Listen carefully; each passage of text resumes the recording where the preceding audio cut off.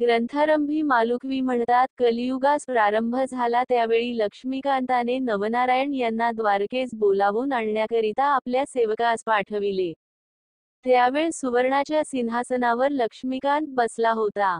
जवळ उद्धवही होता. इतक्यात कवी, हरी, अंतरिक्ष, प्रबुद्धी, पिप्पलायन, अविरोत्र, ऐरोत्र, चमस, द्रुमिल, ध्रुवमीन आणि करभाज असे 9 नारायण तेथे येऊन दाखल झाले. त्यास पाहताच हरीने सिंहासनाखाली येऊन मोठ्या गौरवाने त्यांस आलिंगन देऊन आपल्या सुवर्णाच्या सिंहासनावर बसविले. नंतर त्यांची षोडशोपचारांनी पूजा केली. तो मोठा समारंभाचा थाट पाहून कोणत्या कारणास्तव आम्हास बोलावून आणले, असे नवनारायणांनी हरीस विचारिले. तेव्हा त्यांनी त्यास सुचविले की, आपणा सर्वांना कलियुगात अवतार घ्यावयाचे आहेत. जसे राजहंस एका जुटीने समुद्राच्या उदकात जातात, त्याप्रमाणे आपण सर्व एकदम अवतार घेऊन मृत्यूलोकात प्रगट होऊ. हरीचे असे भाषण ऐकून ते म्हणाले, जनार्दना, आपण आम्हास अवतार घ्यावयास सांगता, पण अवतार घ्यावयाचा तो कोणत्या नावाने हे कळवावे. त्यांचे हे म्हणणे ऐकून द्वारकाधीशाने सांगितले की, तुम्ही सर्वांनी अवतार घेऊन संप्रदाय स्थापन करून दीक्षा देऊन उपदेश करीत जावा. तुम्ही कदाचित असे म्हणाल की, आम्हासच अवतार घ्यावयास सांगता, असे मनात आणू नका. तुमच्याबरोबर दुसरी बहुत मंडळी मृत्यूलोकी अवतार घेणार आहेत. प्रत्यक्ष कवी वाल्मिकी हा तुळसीदास होऊन येईल. शुकमुनी हा कबीर, व्यासमुनी तो जयदेव व माझा अति आवडता जो उद्धव तो नामदेव होईल. जांबुवंत हा नरहरी या नावाने अवतार घेऊन प्रसिद्धीस येईल. माझा भाऊ बलराम हा पुंडलिक होईल. मी सुद्धा तुमच्याबरोबर ज्ञानदेव या नावाने अवतार घेऊन येणार आहे. कैलासपती शंकर हा निवृत्ती होईल. ब्रह्मदेव हा सोपान या नावाने अवतार घेऊन प्रसिद्धीस येईल. आदिमाया ही मुक्ताबाई होईल. हनुमंत हा रामदास होईल. मजशी रममाण होणारी जी कुब्जा ती जनीदासी या नावाने उघडकीस येईल. मग आपणाकडून होईल तितके आपण कलीमध्ये भक्ती महात्म्य वाढवू. अवतार कोणत्या ठिकाणी व कशा रीतीने घेऊन प्रगत व्हावे ते सविस्तर कळविण्याविषयी नवनारायणांनी पुन्हा विनंती केली. तेव्हा हरीने त्यांस सांगितले की, पराशर ऋषीचा पुत्र जो व्यास मुनी त्याने भविष्य पुराणात हे पूर्वीच वर्णन करून ठेविले आहे. पूर्वी ब्रह्मदेवाचा वीर्यापासून 88,000 ऋषी निर्माण झाले. त्याप्रसंगी वीर्याचा काही भाग ठिकठिकाणी पडला आहे, पैकी थोडासा भाग तीनदा यमुनेत पडला. त्या 3 भागापैकी 2 भाग द्रोणात पडले व एक भाग यमुनेतील पाण्यात पडला. ते वीर्य लागलेच एका मच्छीने गिळले. तिच्या उदरात कवी नारायणाने जन्म घेऊन मच्छिंद्रनाथ या नावाने जगात प्रगट व्हावे. शंकराने तृतीय नेत्रापासून अग्नी काढून जाळून टाकिलेला जो काम तो अग्नीने प्राशन केला आहे. यासव अंतरिक्ष नारायणाने त्याच्या जठरी जन्म घेऊन जालंधर नावाने प्रसिद्ध व्हावे. ते अशा रीतीने की, कुरुवंशात जन्मेजय राजाने नागसत्र केले आहे, त्याच्याच वंशात बृहद्रवा राजा हवन करील. तेव्हा द्विमूर्धन अग्नी गर्भ सांडील. त्या प्रसंगी जालंधराने त्या यज्ञकुंडात प्रगट व्हावे. 88,000 ऋषी झाले तेव्हा ब्रह्मदेवाच्या वीर्याचा काही अंश रेवातीरी सुद्धा पडला आहे. तेथे चमसनारायण याने रेवणसिद्ध या नावाने प्रगट व्हावे. त्याच वीर्यापैकी थोडासा अंश एका सर्पिणीलाही मिळाला होता. तो तिने प्राशन केला. मग जन्मेजय राजाच्या सर्पस्त्रात ब्राह्मणांनी साऱ्या सर्पांची आहुती दिली. त्या समयी हिच्या उदरात ब्रह्मबीज आहे, असे जाणल्यावरून त्या सर्पिणीला आस्तिक ऋषीने वडाच्या झाडाखाली लपवून ठेविले.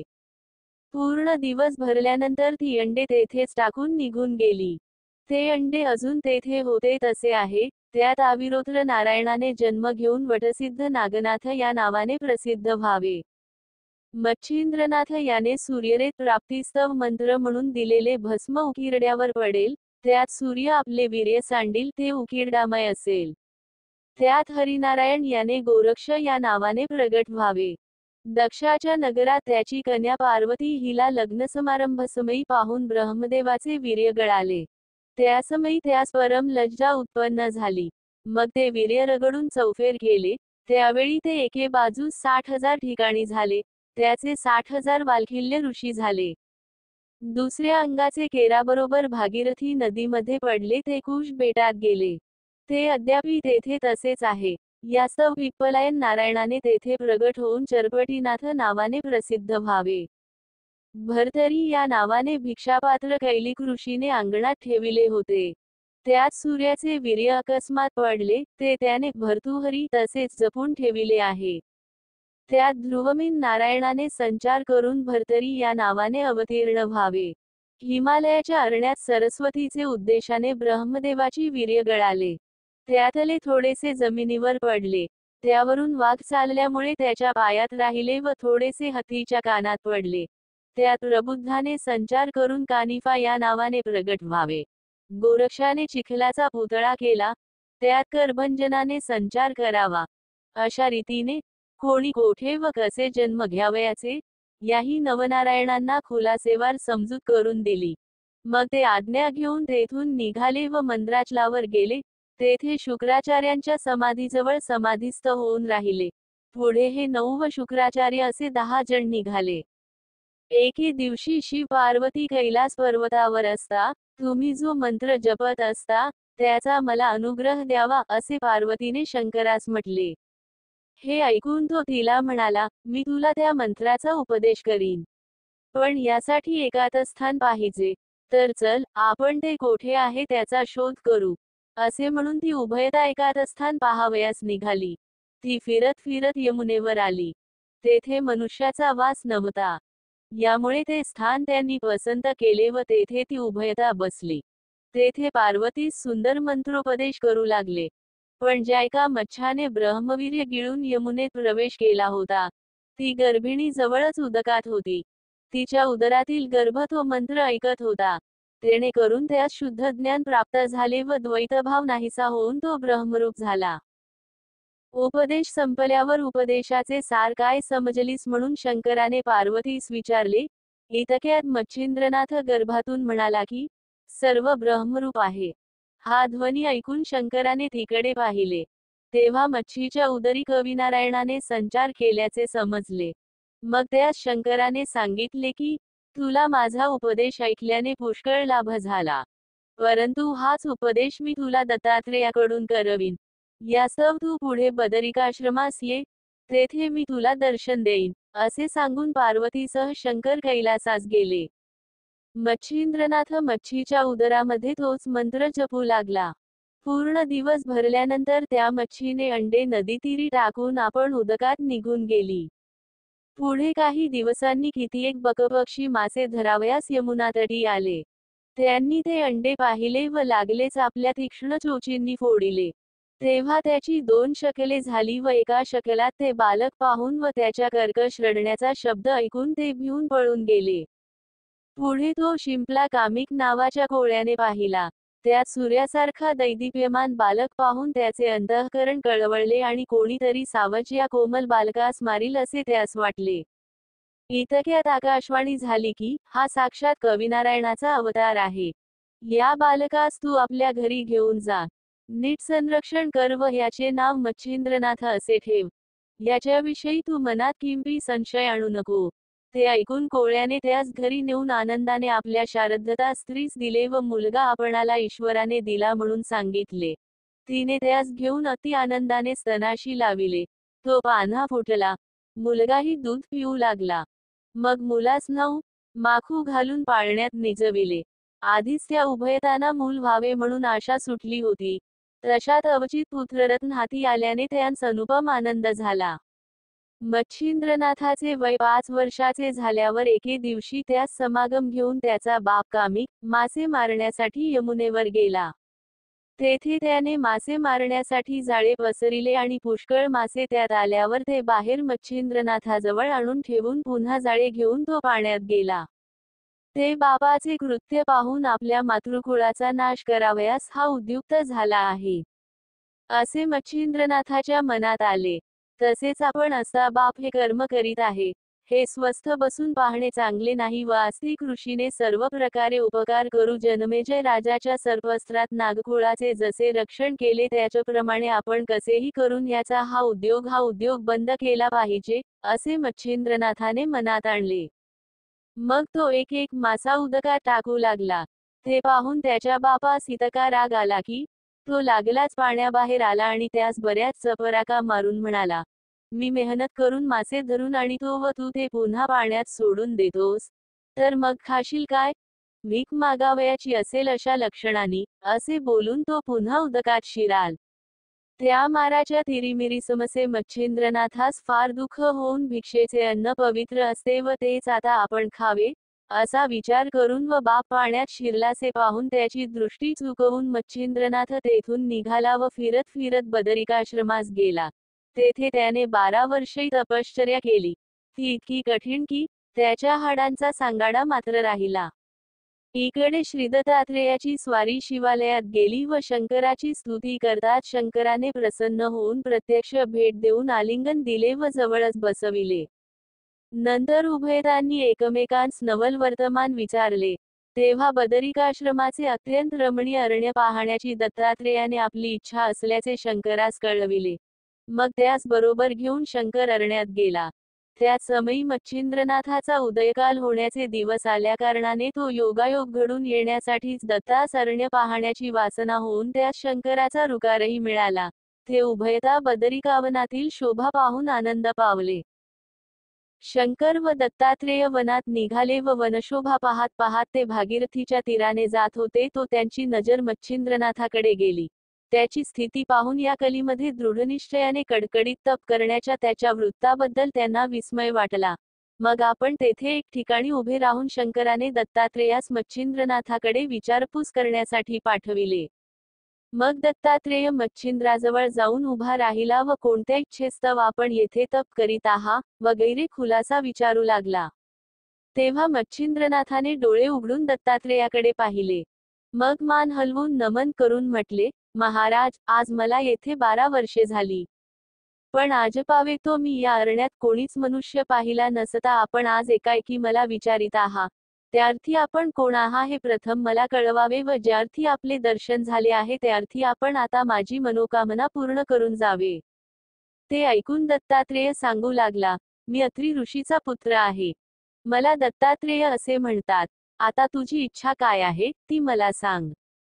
हे ऐकून, आज आपली तपश्चर्या फळास येऊन केल्या कर्माचे सार्थक झाले असे मानून व सर्व नेमधर्म सोडून मच्छिंद्राने दत्ताच्या पायांवर मस्तक ठेविले. त्यास प्रेमाचा पाझर सुटल्याने नेत्रांतून एकसारखे पाणी वाहू लागले. तेणेकरून दत्ताचे पाय धुतले गेले. नंतर तो दत्तात्रेयास म्हणाला, महाराज, आपण साक्षात भगवान आहात. शंकर, विष्णू व ब्रह्मदेव या तिघांचे रूप एकवटून आपण अवतरला आहात. असे असता माझा विसर तुम्हास पडला तरी कसा? आता माझे सर्व अपराध पोटात घालून माझा अंगीकार करावा. असे बोलून पुन्हा पुन्हा पाया पडू लागला. मग दत्तात्रेयाने त्यास सांगितले की, तू चिंता करू नको. तुझ्या मनोकामना पूर्ण होतील. असे बोलून आपला वरदहस्त त्याच्या मस्तकावर ठेविला आणि कानात मंत्राचा उपदेश केला. तेणेकरून मच्छिंद्रनाथाचे अज्ञान तत्काळ निघून गेले व तत्क्षणीच सर्व चराचर ब्रह्ममय दिसू लागले. मग शंकर व विष्णू कोठे आहेत ते मला सांग, असे दत्तात्रेयाने त्यास विचारल्यावर त्याने उत्तर दिले की, ईश्वरावाचून मला दुसरे काही दिसत नाही. सर्व ठिकाणी ईश्वराची व्याप्ती आहे. हे त्याचे भाषण ऐकून व एक भावना झालेली पाहून दत्तात्रेय त्याचा हात धरून त्यास घेऊन जाऊ लागला. मग हा पूर्वीचा कविनारायण असे जाणून शंकराने मच्छिंद्रनाथास पोटाशी धरिले आणि त्याच्याकडून सकल सिद्धींचा अभ्यास करविण्याची दत्तात्रेयास सूचना केली. मग दत्तात्रेयाने त्यास सर्व विद्यांचा मंत्रोपदेश केला आणि कानफाड्यांचा संप्रदाय नाथसंप्रदाय निर्माण करून दत्तात्रेय व शंकर निघून गेले. मग मच्छिंद्रनाथही तीर्थयात्रा करावयास निघाला. मच्छिंद्रनाथ तीर्थयात्रा करीत करीत सप्तशृंगीस गेला. तेथे त्याने भक्तिपूर्वक अंबेचे दर्शन घेतले व स्तुती केली. त्या समयी साबरी विद्या आपणास पूर्ण अवगत होऊन त्यावर कविता करावी असे त्याच्या मनात येऊन गेले. या कवित्वाच्या योगाने लोकांना पुष्कळ फायदा होईल अशी त्याची कल्पना होती. परंतु दैवत अनुकूल झाल्यावाचून कार्यसिद्धी व्हावयाची नाही अशीही त्याच्या मनात शंका आली. मग त्याने अंबेसन्नीत 7 दिवसपर्यंत अनुष्ठान केले. तेव्हा अंबा प्रसन्न झाली व कोणता हेतू मनात धरून तू हे अनुष्ठान करीत आहेस ते मला सांग, म्हणून म्हणाली. त्याने सांगितले की, मातोश्री, साबरी विद्येवर कवित्व करावयाचे माझ्या मनात आले आहे. तरी माझा हेतू पूर्ण होण्यासाठी मला उपाय सांगावा. मच्छिंद्रनाथाचा असा मनोदय जाणून तुझे मनोरथ पूर्ण होतील, असा देवीने त्यास आशीर्वाद दिला. मग त्याच्या हातात हात घालून ती त्यास मार्तंड पर्वतावर घेऊन गेली. तेथे एक मोठा वृक्ष होता. तेथे मंत्रोक्त हवन केल्यावर वृक्ष सुवर्णासारखा देदीप्यमान असा त्यास दिसू लागला. तसेच झाडांच्या फांद्यावर नाना दैवते बसली आहेत असेही त्यास दिसू लागले. असा चमत्कार अंबिकेने त्यास दाखविला. ती सर्व दैवते मच्छिंद्रनाथाकडे पाहत होती, पण बोलत चालत नव्हती. नंतर अंबेने त्यास सांगितले की, तू आता येथून ब्रह्मगिरीच्या जवळच अंजन पर्वत आहे, त्यावर महाकालीचे स्थान आहे, तेथे जाऊन भगवतीला नमस्कार कर. तेथून दक्षिणेकडे नदीवर जा. तेथे उदकाने भरलेली श्वेतकुंडे दिसतील, त्यातील शुक्लवेल तोडून एक एक कुंडात टाक. ती कुंडे 100 आहेत, पण ज्या ज्या कुंडात तो वेल सजीव दिसेल त्यात स्नान करून उदक प्राशन कर. त्या योगाने तुला मूर्छना होऊ लागल्यास 12 आदित्य स्मरून जप करवा, म्हणजे पुढचा मार्ग दिसेल. नंतर काचेच्या कुपीत तेथील उदक घेऊन 12 आदित्यांचे नामस्मरण करीत वृक्षास घालावे, म्हणजे सर्व दैवते प्रसन्न होऊन वरदान देतील. हा कार्यभाग एका खेपेस न झाला तर 6 महिनेपर्यंत अशाच खेपा घालून करावा. दर खेपेस एक एक दैवत प्रसन्न होईल, असे सांगून देवी आपल्या स्थानी गेली. पुढे मच्छिंद्रनाथ अंजन पर्वतावर गेला. तेथे त्याने महाकाळीचे दर्शन घेतले. शुक्लवेल घेऊन कुंडे पाहावयास लागला. इतक्यात देवीने सांगितल्याप्रमाणे 100 कुंडे त्याच्या पाहण्यात आली. त्यात त्याने शुक्लवेल टाकीला. पुन्हा परत येऊन पाहू लागला. तो आदित्य नामक कुंडात टाकलेल्या वेलास पाने आलेली दिसली. मग त्याने त्यात स्नान केले व उदक प्राशन करीताच त्यास मूर्छना आली. म्हणून त्याने देवीच्या सांगण्याप्रमाणे 12 आदित्यांच्या नामस्मरणाचा जप चालविला.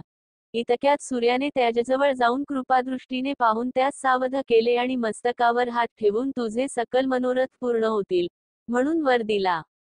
सूर्याने वरदान दिल्यानंतर मच्छिंद्रनाथ काचेची कुपी पाण्याने भरून घेऊन मार्तंड पर्वतावर गेला व त्या मोठ्या अश्वत्थ वृक्षाच्या पाया पडला. सूर्याचे स्मरण करून ते उदक घालताच तेथे सूर्य प्रसन्न झाला आणि काय हेतू आहे, म्हणून विचारले. तेव्हा त्याने सांगितले की, कविता करावी असे माझ्या मनात आहे. तर त्वा साह्यभूत होऊन मंत्रविद्या सफळ करावी. मग सूर्य त्याचे हेतू पूर्ण होण्यासाठी त्यास सर्वस्वी साह्यभूत झाला. याप्रमाणे मच्छिंद्रनाथाने 7 महिने ये जा करून सारी दैवते प्रसन्न करून घेतली आणि साबरी विद्येचा एक स्वतंत्र ग्रंथ रचून तयार केला. मच्छिंद्रनाथ तीर्थयात्रा करीत फिरत असता बंगाल्यात चंद्रगिरी गावास गेला. तेथे सुराज म्हणून एक ब्राह्मण होता. त्याच गावात सर्वोपदयाळ या नावाचा एक वसिष्ठगोत्री गौड ब्राह्मण राहत असेल. तो मोठा कर्मठ होता. त्याच्या स्त्रीचे नाव सरस्वती. ती अति रूपवती असून सद्गुणी असे. पण पुत्रसंतती नसल्याकारणाने नेहमी दिलगीर असे. त्या घरी मच्छिंद्रनाथ भिक्षेकरिता गेला. त्याने अंगणात उभे राहून अलख शब्द केला आणि भिक्षा मागितली. तेव्हा सरस्वती बाहेर आली. तिने त्या आसनावर बसविले आणि भिक्षा घातली.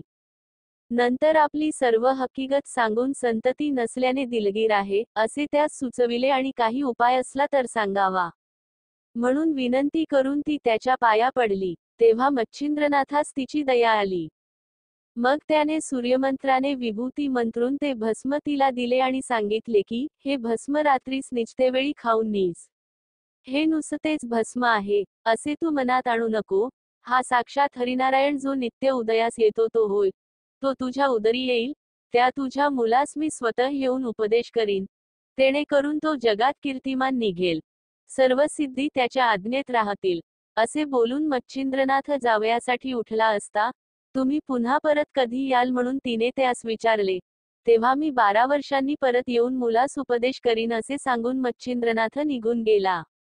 सरस्वतीबाईस भस्म मिळाल्यामुळे अत्यंत हर्ष झाला होता. ती राख तिने आपल्या पदरास बांधून ठेविली. मग ती आनंदाने शेजारणीकडे बसावयास गेली. तेथे दुसऱ्याही 5-7 बायका आल्या होत्या व संसारासंबंधी त्यांच्या गोष्टी चालल्या होत्या. त्यावेळी तिनेही आपल्या घरी घडलेला सर्व वृत्तांत त्यास सांगितला आणि त्या कानफोड्या बाबाने सांगितल्याप्रमाणे मी भस्म शेणात खाल्ले असता मला पुत्र होईल काय म्हणून विचारले. तेव्हा एकजणीने तिला सांगितले की, त्यात काय आहे, असल्या धुळीने का पोरे होतात, तू अशी कशी त्याच्या नादी लागलीस कोण जाणे, आम्हाला हे चिन्ह नीट दिसत नाही. अशा तऱ्हेने त्या बायांनी तिच्या मनात किंतु भरविल्यामुळे ती हिरमुसले तोंड करून आपल्या घरे गेली व गोठ्याजवळ केरकचरा, शेण वगैरे टाकण्याची जी खांच होती, त्या उकिरड्यात तिने ते भस्म टाकून दिले. नवनाथांचे एक भक्त ऑलवेज ब्लेस यांनी काही माहिती पाठवली आहे, ती खाली देत आहोत. गोरक्षनाथांच्या जन्माची कथा पुढे अध्याय 9 मध्ये आहेच. 12 वर्षानंतर मच्छिंद्रनाथ चंद्रगिरी गावात सरस्वतीच्या घरासमोर जाऊन उभे राहिले. त्यांना पाहून सरस्वती बाहेर आली. तिने नाथांना ओळखले. मुलगा कुठं आहे? नाथांनी विचारले. मला मुलगा झालाच नाही, तिने सांगितले. खोट बोलू नकोस, त्या भस्माचे काय झाले? नाथांनी प्रश्न केला. मी ते शेण टाकण्याच्या जागी नेऊन टाकले. योगीराज, मला क्षमा करा, मला ती जागा दाखव. तिने नाथांना ती जागा नेऊन दाखविली. हे प्रतापवंता, हरिनारायणा, सूर्यसुता, तू जर गोवऱ्यात असलास तर बाहेर ये. गुरुराया, मी इथ आहे.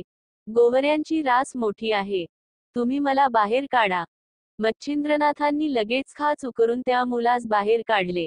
तो तेजपुंज पुत्र बाहेर येताच सूर्यासारखा प्रकाश पडला. सरस्वतीला पश्चाताप झाला. मच्छिंद्रनाथ त्या मुलास आपल्याबरोबर घेऊन गेले. गोरक्षनाथ असे त्याचे नाव ठेवले. त्याला शाबरी विद्येत प्रवीण केले, अस्त्रविद्येतही निपुण केले. असेही म्हणतात की मच्छिंद्रनाथ व ती स्त्री त्या शेणाच्या ढिगाजवळ गेले व त्यांनी हाक मारली, चलो गोरख. त्याबरोबर त्या शेणातून एक मुलगा उभा राहिला व त्याने प्रत्युत्तर दिले, आदेश. मग मच्छिंद्रनाथ त्या मुलाला घेऊन गेले. हाच मुलगा पुढे गोरक्षनाथ म्हणून प्रसिद्धीस आला.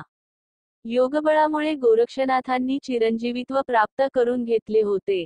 सिद्ध सिद्धांत पद्धती, अंस्कयोग, विवेकमातंड, गोरक्षबोध, गोरक्ष शतक इत्यादी त्यांचे ग्रंथ प्रसिद्ध आहेत. शके 1710 पर्यंत सर्व नवनाथ प्रगटरूपाने फिरत होते.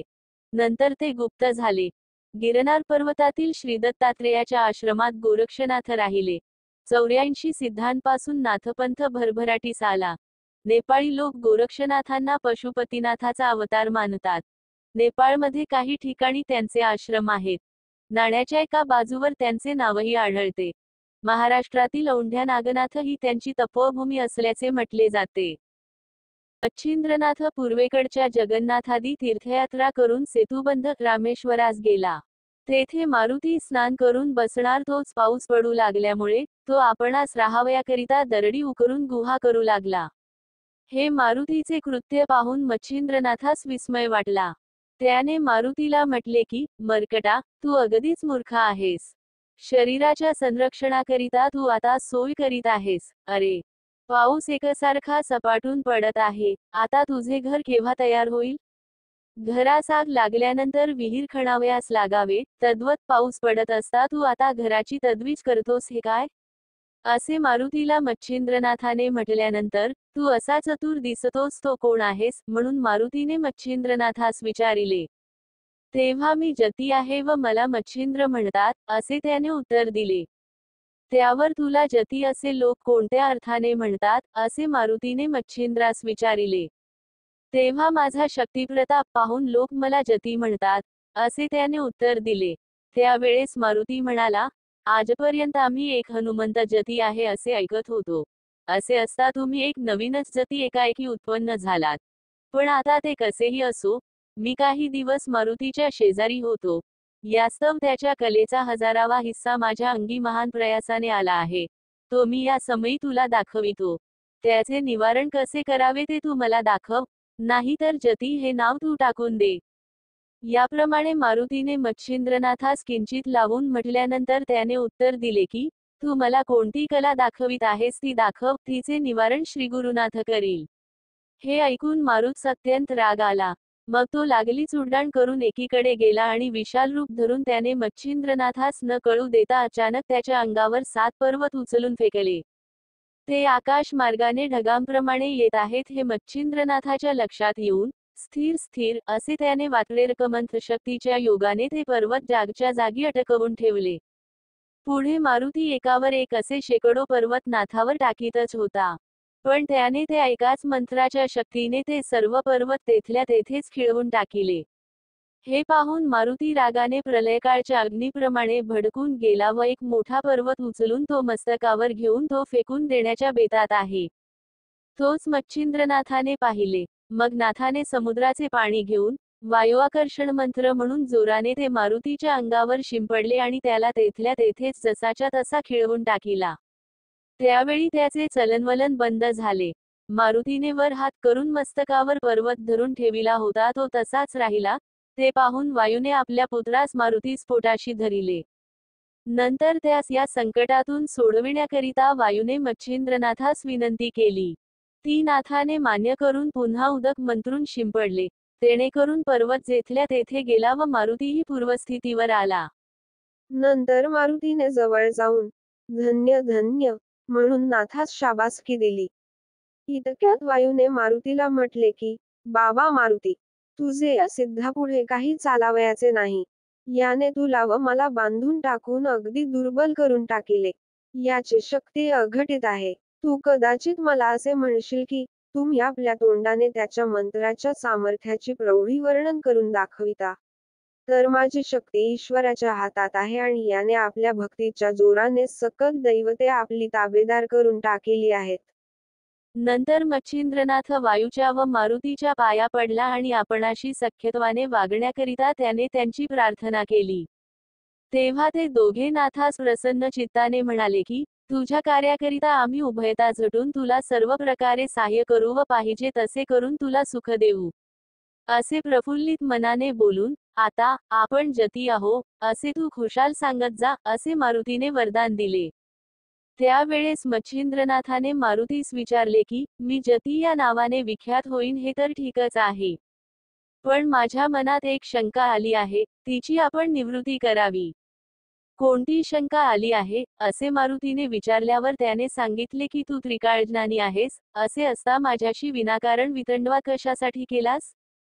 तुझी माझी नागाश्वत्थाच्या झाडाखाली पूर्वीच भेट झाली होती. त्यावेळेस साबरी विद्येचे मजकडून कवित्व करवून तू मला वरदान दिले आहेस, असे असता हा बखेडा का उत्पन्न केलास? हे ऐकून मारुतीने मच्छिंद्रनाथाचे असे समाधान केले की, जेव्हा तू समुद्रस्नान करीत होतास त्यावेळेस मी तुला ओळखल्यावरून तुझ्याजवळ आलो. तू कविनारायणाचा अवतार आहेस व मत्स्यीच्या पोटी जन्म घेतलास हे पक्के ठाऊक होते. परंतु माझ्या मनात अशी कल्पना आली की, नागाश्वत्थाच्या वृक्षाखाली देवांनी जे अभिवचन तुला दिले, त्या वरप्रदानाचे सामर्थ्य कितपत आहे हे आपण एकदा पहावे. शिवाय यापुढे तुला आणखी पुष्कळ प्रसंगामधून पार पडावयाचे आहे, म्हणून तू हिम्मत करून पुढे कितपत टिकाव धरशील ह्याच्याही अजमास मला अशा रीतीने पाहता आला. असो. नंतर मारुती म्हणाला, तू आता येथून स्त्रीराज्यात जा आणि तेथे खुशाल ऐश आराम कर. तुझी भेट झाली हे एक फारच चांगले झाले. तुझ्या हातून माझ्या मस्तकावरचा भार उतरला जाईल. मग असे कोणते ओझे तुझवर पडले आहे?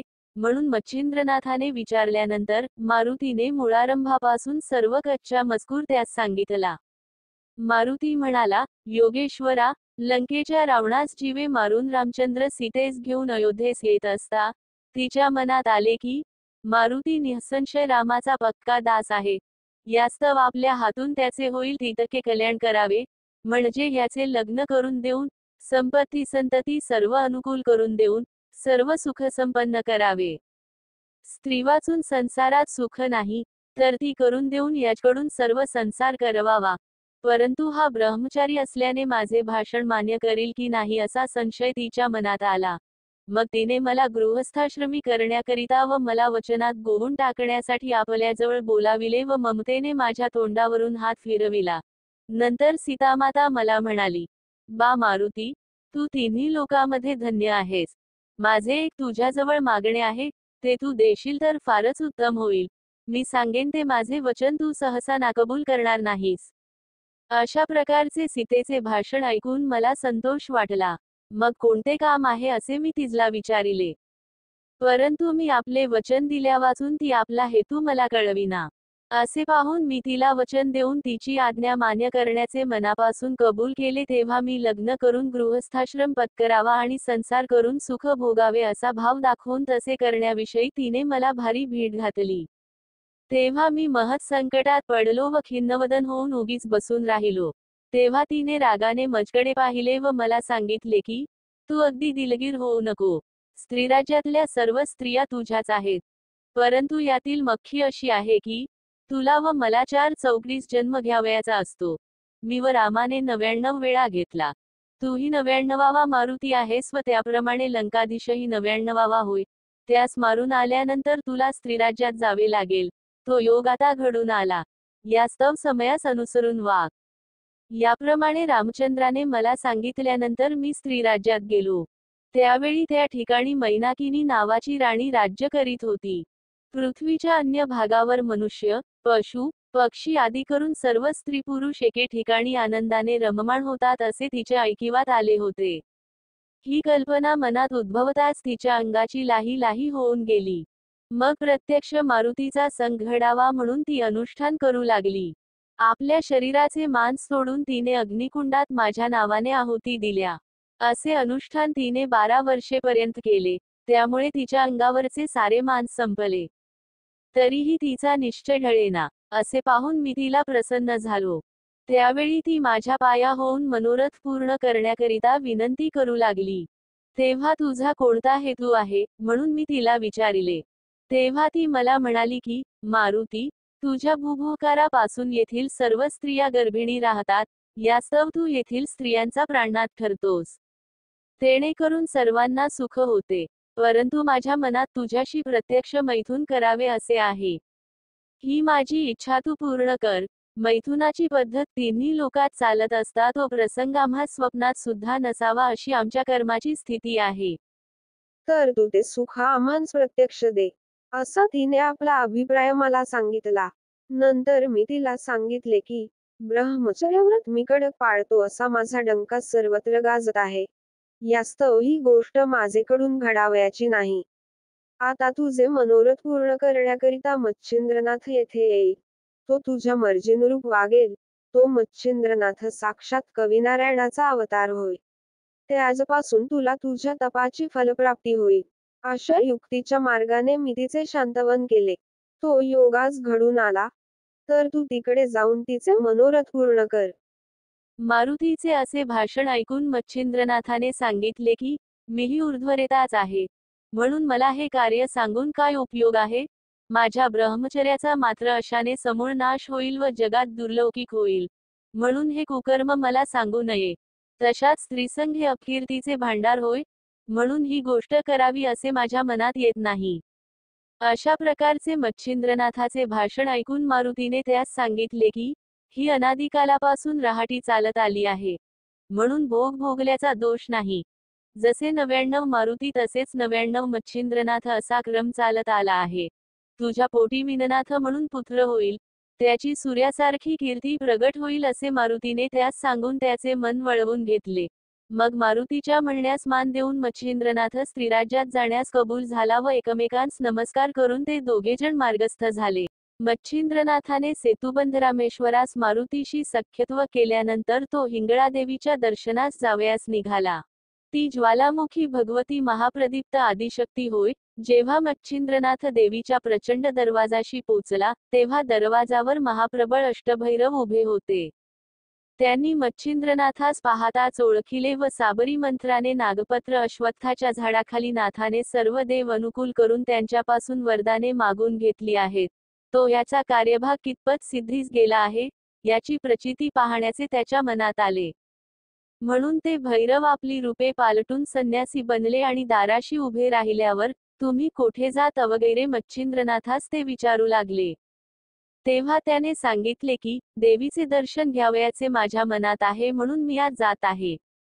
असे सांगून मच्छिंद्राने त्यांस विचारले की तुम्ही संन्यासी आहात, तुमची मर्जी आज जावयाची आहे की काय. त्यावर ते म्हणाले आम्ही येथले द्वारपाळ आहो. येथे दाराशी उभे राहून जे कोणी देवीच्या दर्शनास येतात त्यांच्या पापपुण्याची चौकशी करून मग जो पुण्यवान व मनापासून दर्शनाची इच्छा करणारा असेल त्यास आम्ही आज जाऊ देतो. यास्तव तुझ्या पापपुण्याचा आम्हास झाडा देऊन मग तू आज जावे. कोणी विषयविलासाचे दुष्कृत्य जर लपवून ठेविले तर आत प्रवेश करते वेळेस तो मध्येच दारात अडकतो. कारण त्या वेळेस दार अतिशय अरुंद होते. मग खोटे बोलून अडकला आहे असे पाहताच आम्ही त्यास मागे ओढून शिक्षा करीतो. याकरिता तुमच्या हातून जी जी कर्मई झाली असतील ती सर्व सांगून येथे झडती द्यावी व मग दर्शनास जावे. अष्टभैरवांचे असे भाषण ऐकून घेऊन मच्छिंद्रनाथ म्हणाला, मी पापपुण्य काही एक जाणत नाही. मजकडून आजपर्यंत जी जी कर्मई घडली ती सारी ईश्वराप्रित्यर्थ केली आहेत. तशात आम्ही पापपुण्यापासून अलिप्त आहो. हे भाषण ऐकून ते संन्यासरूपी अष्टभैरव चकित झाले व म्हणाले, जन्मास आल्यानंतर तू केलेली कामे छपवून ठेवलीस तर येथे तुझा निभाव लागावयाचा नाही, मार खाऊन परत जावे लागेल. याकरिता काही वाईट असेल ते सांगून आत जावे, म्हणजे अंबाबाई कृपा करील व तुला दर्शन देईल. अशा प्रकारचा बराच संवाद होऊन शेवटी मच्छिंद्रनाथ म्हणाला, की प्राण्यांना शासन करण्याकरिता मी अवतार घेतला आहे. मज पुढे तुम्हा मशकांचा प्रताप अद्भुत आहे असे माझ्याने म्हणवेल तरी कसे? हे ऐकून अष्टभैरवास राग आला व ते त्रिशूळ, फरस, गांडीव, तरवारी, अंकुश, बर्ची, गदा, भाले, कुऱ्हाडी अशी तीव्र शस्त्रे घेऊन युद्ध करण्यास सिद्ध झाले. मच्छिंद्रनाथाने जय जय श्री दत्त गुरुराज म्हणत हातात भस्म घेतले आणि मंत्रून म्हटले की, मित्रावरुणी देवा, माझ्या कार्यासाठी तयार रहा. अग्निनी, वरुणी, अग्नी, वायू, इंद्रादी देव, गण, गंधर्व आदी करून सर्वांनी कार्यामध्ये सहाय्य करण्यासाठी तयार राहावे. तुम्हा सर्वांना मी नमस्कार करीतो. अशा रीतीने सर्वांना युद्धाचे आमंत्रण करून मंतरलेले भस्म दाही दिशांस फेकले. नंतर वज्रपंजर प्रयोग म्हणून विभूती अंगास लाविल्यानंतर त्याचे शरीर वज्राहून कठीण झाले. नंतर मच्छिंद्रनाथाने भैरवास सांगितले की, तुम्ही आता आळस करून विलंब करू नका. युद्ध करण्यास तयार व्हा, न कराल तर तुम्हास मातापित्यांची शपथ आहे. ते ऐकून अष्टभैरवांनी रागाने तीव्र शस्त्रे सोडली, परंतु मच्छिंद्रनाथाने त्यास जुमानिले नाही. ती त्यास गवताच्या काड्यांप्रमाणे वाटली, परंतु त्या योगाने तिन्ही लोकात थरकाप होऊन गेला. त्यावेळी वासवशक्ती सोडण्यात आली, तिच्या आवाजाने ब्रह्मांड दणाणून गेले. तो अंबेने ऐकताच शोध करण्यासाठी आपल्या लावण्याखाणी दासी पाठविल्या. त्यांनी हा प्रळय पाहिल्यानंतर दुसऱ्या असंख्य दासी मदतीस आणून शस्त्रास्त्राचा मजबूत मारा चालू केला. परंतु मच्छिंद्रनाथाने त्या सर्वांचे निवारण केले आणि भूलविणारे मोहिनी अस्त्र कामशरामध्ये योजून प्रेरितांच त्या अस्त्राने दासीच्या देहात गुप्त संचार करून पिशाच्या समान सर्वात भ्रमविले. या प्रकारचा चमत्कार चालला असता विद्यागौरव अस्त्राच्या योगाने त्याने सर्वांस नग्न करून त्यांची वस्त्रे आकाशात उडवून दिली. नंतर मायास्त्राच्या योगाने मच्छिंद्राने हजारो पुरुष त्या स्त्रियांपुढे निर्माण केले आणि स्मरणास्त्राच्या योगाने त्या सर्व स्त्रियांस शुद्धीवर आणले. त्यावेळी समोर हजारो पुरुष व आपण वस्त्ररहित असा प्रकार पाहून त्या दासी परम लज्जित होऊन रानोमाळ पळत सुटल्या. अशा स्थितीमध्ये त्या पळत असता भैरवकंठी प्राण धरून अत्यवस्थ पडलेले त्यांनी पाहिले. मग त्या पळून भगवतीजवळ गेल्या. त्यांची अवस्था पाहून अंबेला आश्चर्य वाटले. तिने काय प्रकार घडला म्हणून विचारता दासी म्हणाल्या, सुकृत सरल म्हणून ही दशा प्राप्त झाली. कोणी एक जोगी आला आहे, त्याने ह्या रीतीने आमची दुर्दशा करून टाकिली. त्यानेच भैरवाचा प्राण कासावीस केला आहे. आता तुम्ही आपला गाशा गुंडाळून येथून कोणीकडे तरी पसार व्हा, नाही तर तुम्हावर हाच प्रसंग येऊन गुदरेल असे आम्हास दिसते. अशा प्रकारे त्या दासी कावऱ्या बावऱ्या होऊन भगवतीस सांगू लागल्या. त्या भिवून गेल्यामुळे थरथरा कापत होत्या व त्यांच्या डोळ्यांपुढे तो जोगी दिसत असल्यामुळे भयाने आला आला असा शब्द त्या करीत होत्या. हा सर्व प्रकार भवानीने ऐकून घेतल्यानंतर तिला परम आश्चर्य वाटले. मग तो कोण आहे हे ती अंतर्दृष्टीने पाहू लागली. तेव्हा मच्छिंद्रनाथ या नावाने कविनारायणाने अवतार घेतला असल्याचे तिच्या लक्षात आले. नंतर तिने सर्वास वस्त्रे दिली आणि त्यांसह अंबा मच्छिंद्रनाथाजवळ गेली. तिने अतिप्रेमाने त्यास हृदयी धरिले. तेव्हा तो जगन्मातेच्या पाया पडला. अंबेने त्यास मांडीवर बसविले व प्रताप करून दाखविल्यावर तिने त्याची तारीफ केली. शेवटी तिने त्यास भैरवांना सावध करावयास सांगितल्याबरोबर त्याने वात आकर्षण अस्त्र काढून घेतले. भैरव सावध होऊन पाहू लागले. तो अंबा मच्छिंद्रनाथास मांडीवर घेऊन बसली आहे असे त्यांच्या दृष्टीस पडले. त्यांनी देखील मच्छिंद्रनाथाची तारीफ करून त्याला शाबासकी दिली व नाग अश्वत्थाखाली संपूर्ण दैवते प्रसन्न होऊन त्यास आशीर्वाद दिल्याबद्दलचा मूळचा सादंत मजकूर अंबेला कळविला. तो ऐकून माझ्या मनात तुझा पराक्रम पाहावा असे आले आहे, म्हणून अंबेने नाथास सांगितले. त्यावेळी तू सांगशील तसे मी तुला करून दाखवितो, असे नाथाने म्हटल्यावर तिने पर्वत आकाशात उडवून पुनः जागच्या जागी आणून ठेवावयास सांगितले. हे ऐकून त्याने वातास्त्र योजून व मंत्र म्हणून भस्म पर्वतावर फेकले. तेव्हा पर्वत आकाशात भ्रमण करू लागला. मग तिने त्याची पाठ थोपटून वाखाणणी केली आणि पर्वत उतरावयास सांगितले. तेव्हा त्याने वायुअस्त्र काढून घेऊन पर्वत जागच्या जागी आणून ठेविला. ते पाहून अंबेस संतोष वाटला. मग नाथास घेऊन अंबा आपल्या स्थानास गेली. नाथ तेथे त्रिरात्र राहिले. जाते समयी अंबेने प्रसन्न होऊन त्यास सप्रास्त्र आणि भिन्नास्त्र अशी 2 अस्त्रे प्रसादादाखल दिली. त्यांचा स्वीकार करून मच्छिंद्रनाथा अंबेस नमस्कार करून निघाला. मच्छिंद्रनाथाने हिंगळादेवीचे दर्शन घेतल्यानंतर तो तेथून जो निघाला तो बारामलार नामक करण्यात गेला व तेथे एका गावात मुक्कामास राहिला. रात्री एका देवालयात स्वस्थ निजला असता सुमारे 2 प्रहर रात्रीस मोठा आवाज ऐकू येऊन असंख्य दिवट्या त्यास दिसल्या. हे पाहून भूतावळ उठली, असे मच्छिंद्रनाथाच्या मनात आले व काही चमत्कार दाखवून त्या सर्वांस अनुकूल करून घ्यावे, असा त्याने विचार केला. मग त्याने लागलीच स्पर्शास्त्राची योजना केली. त्या अस्त्राच्या अत्यद्भुत शक्तीच्या प्रभावाने सर्व भूतावळ तेथे खिळून राहिली. त्यांना हालचाल करिता येईना व ती सर्व भूते झाडाप्रमाणे चिकटून राहिली. ती भूते नित्यनियमाप्रमाणे वेताळाच्या भेटीस जाण्यास निघाली होती. परंतु मध्येच हा प्रसंग पडल्यामुळे ती त्या दिवशी वेताळास भेटली नाहीत. इकडे वेताळाने ती का आली नाहीत याची चौकशी करण्यासाठी दुसरी भूते तिकडे पाठविली.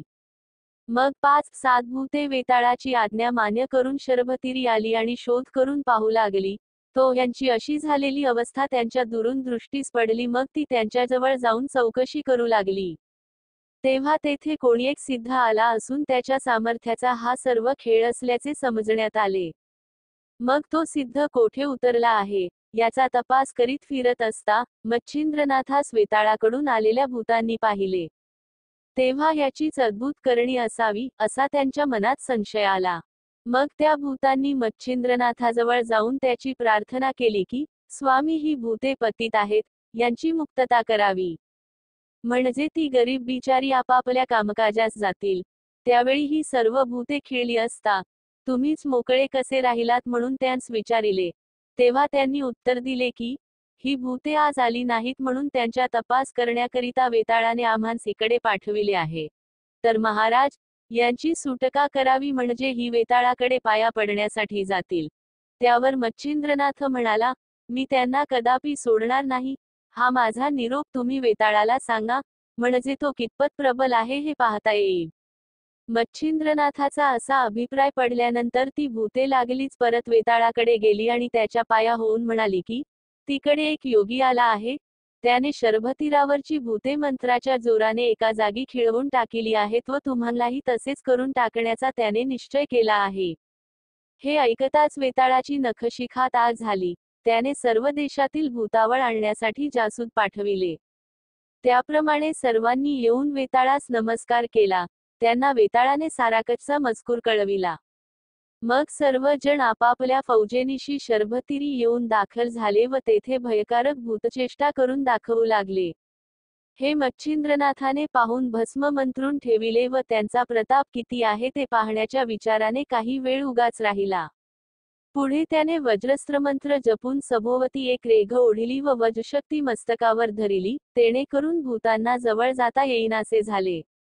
भूतांच्या राजांनी झाडे, डोंगर नाथावर टाकिले, परंतु त्यांचे काही चालले नाही.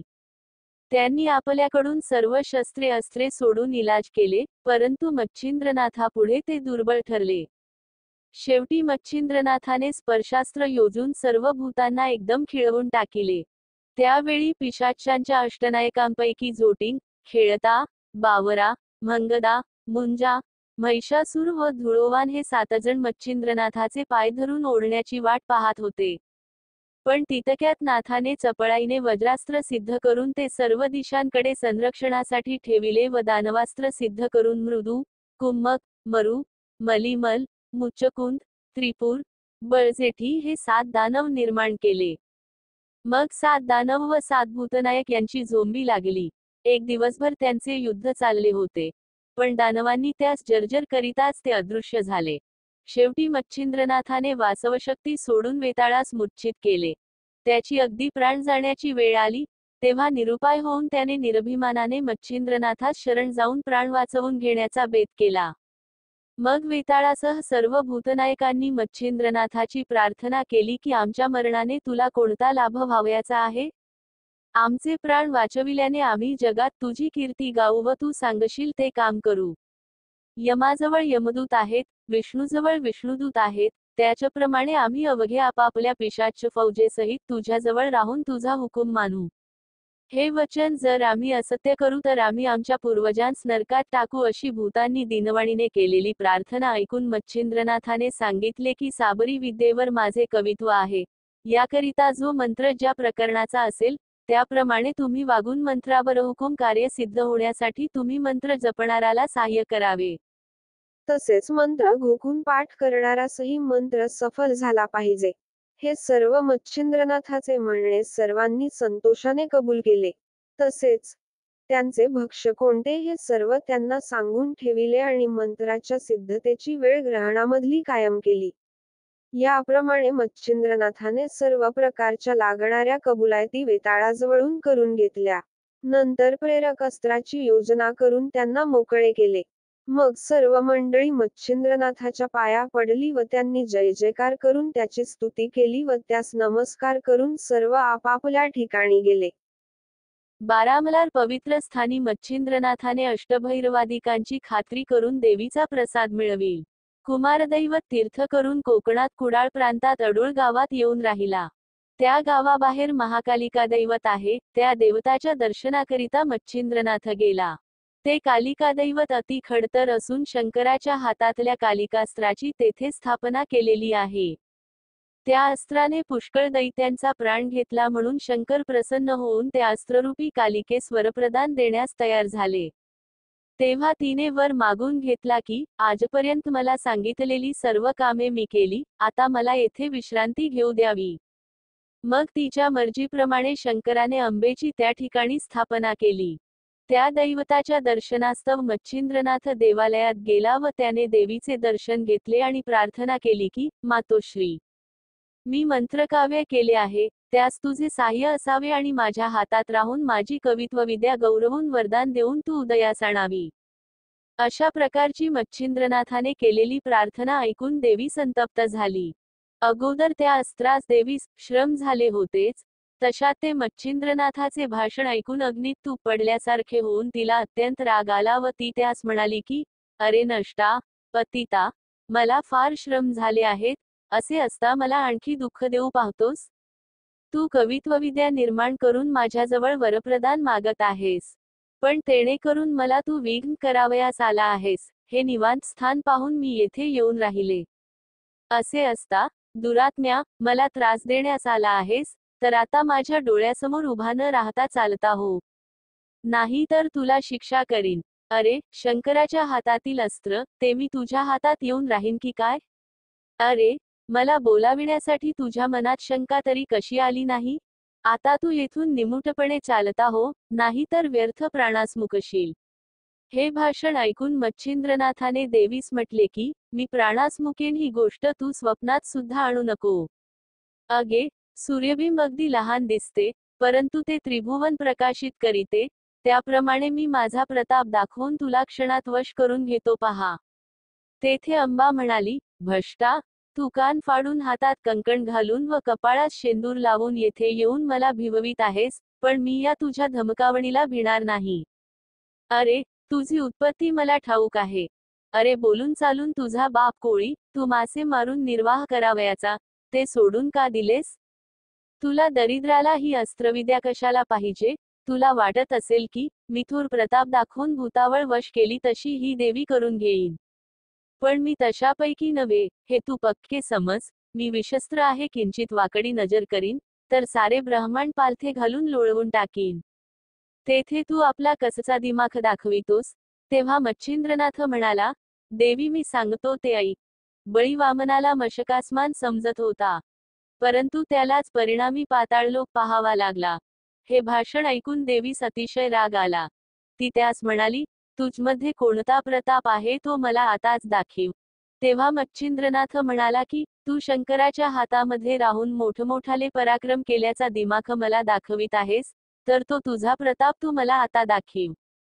याप्रमाणे मच्छिंद्रनाथाचे भाषण ऐकून भद्रकाली सिंहासारखी आरोळी मारून आकाशात प्रगट झाली. इतक्यात भयंकर शब्द होऊ लागला की, जोगड्या, आता आपला प्राण वाचीव.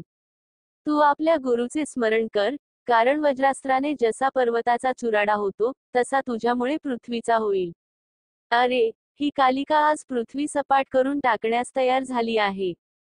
आता तुझा निभाव कसा लागेल? अशी बरीच धमकावणीची भाषणं मच्छिंद्रनाथाने ऐकून घेतल्यानंतर तो तिला म्हणाला, तू पाहिजे तसे बोललीस तरी तुझ्यापासून माझे काही वाकडे व्हावयाचे नाही. असे म्हणून त्याने भस्म हातात घेतले व वासवशक्ती मंत्र जपून ते भस्म आकाशात फेकून दिले. तेव्हा ती दैदिप्यमान वासवशक्ती तत्काळ प्रगट झाली. सूर्याच्या हातचे वासवास्त्र आणि शंकराच्या हातचे भद्रकाली किंवा कालिकास्त्र या उभयतांचे युद्ध सुरू झाले. दोन्ही अस्त्रांची झोंबी लागून ती एकमेकांवर प्रहार करीत होती. झगडता झगडता शेवटी कालिकेने वासवशक्तीचा पाडाव केला आणि मोठ्या आवेशाने ती मच्छिंद्रनाथावर चालली. हे नाथाच्या लक्षात येताच त्याने पुन्हा भस्म घेऊन एकादश रुद्र मंत्रयोग सिद्ध करून फेकताच एकादश रुद्र प्रगट झाले. ते भयंकर व अनिवार्य प्रळय करणारे प्रगट होताच कालिकेचे तेज फिक्के पडले. तिने सर्वांस नमस्कार करून भक्तिपूर्वक स्तुती केली, तेव्हा ते सौम्य झाले. असे पाहून मच्छिंद्रनाथाने वज्रास्त्र, धूम्रास्त्र ही सोडली. परंतु त्यांचे काहीच वर्चस्व होईना. कारण कालिकेने धूम्रास्त्र गिळून टाकिले व वज्रास्त्र शैलाद्री पर्वतावर आपटले. तेणेकरून तो पर्वत फुटून गेला. याप्रमाणे दोन्ही अस्त्राची पडती पाहून मच्छिंद्रनाथाने पुनः वाताकर्षणास्त्राची योजना केली. त्या वातास्त्राची मख्खी त्यास पक्की साधून गेली होती. दत्तात्रेयाच्या कृपाप्रसादाने मच्छिंद्रनाथास वाताकर्षणास्त्राचा मोठा लाभ झाला होता. ते अस्त्र सिद्ध करून प्रेरिताच त्याने कालिकादेवीवर प्रवेश केला. तेव्हा देहाचे चलनवलन बंद होऊ लागले. इतक्यात देवी विकल होऊन गगनामधून जमिनीवर धाडकन आदळली व बेशुद्ध होऊन पडली. ते पाहून देवदानवांना सुद्धा मोठा विस्मय वाटला. कालिकेचे प्राण जाऊ लागले, तेव्हा तिने शंकराचे स्मरण केले. हा प्रकार कैलासात शंकराच्या कानावर गेला व हा सर्व खेळ मच्छिंद्रनाथाचा आहे, तसे त्याच्या ध्यानात आले. मग नंदीवर बसून शंकर लगेच त्या ठिकाणी गेले. शंकरास पाहून मच्छिंद्रनाथाने त्यांच्या पायांवर मस्तक ठेविले. मग शंकराने त्यास दाही हातांनी पोटानी धरून कडकडून भेट दिली व प्रताप दाखवून अस्त्र जिंकल्याबद्दल त्याची प्रशंसा केली. तेव्हा नाथाने शंकरास सांगितले की, बदरिकाश्रमास तुम्ही प्रसन्न होऊन दत्तात्रेयाकडून मला मंत्र, अस्त्रविद्यादी सर्व शिकविले, तो हा सर्व तुमच्या कृपेचा प्रताप होय. त्यावर शंकराने म्हटले, तूर्त ते असो, तू प्रथम कालिकादेवीस सावध कर. तेव्हा नाथ म्हणाला, तुम्ही आपला वरदहस्त माझ्या मस्तकावर ठेवा. असे ऐकून तुला कोणती इच्छा आहे म्हणून शंकराने त्यास विचारिल्यावर त्याने मागणे मागितले की, जशी शुक्राचार्याने संजीवनी विद्या कचास दिली, त्याच्याप्रमाणे साबरी विद्येचे तू मजकडून कवित्व करविलेस, तसा वर देऊन मला कालिकास्त्र द्यावे व तुझ्या हाती राहून कालिकेने जशी असंख्य कार्ये केली, तशीच तिने माझ्या हातात राहून करावी व पुढेही मंत्र कार्यात तिने उपयोगी पडावे. असे जर मला वरदान द्याल तर मी निरंतर समाधान वृत्तीने राहीन. तेव्हा शंकराने सांगितले की, तू कालिकेस जीवदान देऊन उठव, तिला मी सर्वस्वी तुझ्या स्वाधीन करीतो व मी देखील तुला सर्व प्रकारे अनुकूल आहे. असे वचन मिळताच मच्छिंद्रनाथ शंकराच्या पाया पडला. मग वातास्त्र मंत्र म्हणून भस्म फेकून वाताकर्षण अस्त्र काढून घेतले. तेव्हा देवी सावध होऊन उठून बसली व इकडे तिकडे पाहू लागली. तो शंकरास तिने पाहिले. मग ती झटकन येऊन त्यांच्या पाया पडली व प्रसंगी कैवार घेऊन प्राण वाचविले वगैरे बोलून तिने त्याची स्तुती केली. मग शंकराने तिला सांगितले की, माझे एक तुझ्यापाशी मागणे आहे, तेवढे तू ह्या वेळेस कृपा करून मला दे. तेव्हा कोणता हेतू आहे म्हणून देवीने शंकरास विचारल्यावर त्याने सांगितले की, माझ्या हातात तू बहुत दिवस राहिलीस, पण आता तू जगाच्या उपकारार्थ मच्छिंद्रनाथास सहाय्य व्हावे, हे माझे मागणे तू कृपा करून कबूल कर. हे ऐकून तिला हसू आले. ती म्हणाली, मी तुमच्या पायाची दासी आहे. असे असता आर्जव केल्यासारखे करून माझ्याजवळ दान मागत आहे काय? मला तुमची आज्ञा प्रणाम आहे. जिकडे पाठवाल तिकडे मी जाईन. मग तिने मच्छिंद्रनाथास बोलाविले. तो येताच देवीने त्यास आलिंगन दिले व मी सर्वस्वी तुला सहाय्य आहे असे वचन देऊन त्याचे तिने समाधान केले. मच्छिंद्रनाथ व शंकर यांना देवीने 3 रात्री तेथे ठेवून घेतले. चौथे दिवस विचारून शंकर कैलासास व मच्छिंद्रनाथ गदातीर्थी हरेश्वरस गेला. मच्छिंद्रनाथ हरेश्वरास गेल्यावर तेथे त्याने गदातीर्थी स्नान केले. इतक्यात स्नानासाठी त्या समयी त्याच तीर्थास त्रिशूळ, डमरू, धनुष्य वगैरे आयुधे घेऊन वीरभद्र आला होता. तेथे त्याची व मच्छिंद्रनाथाची भेट झाली. उभयतांनी एकमेकास नमस्कार केला.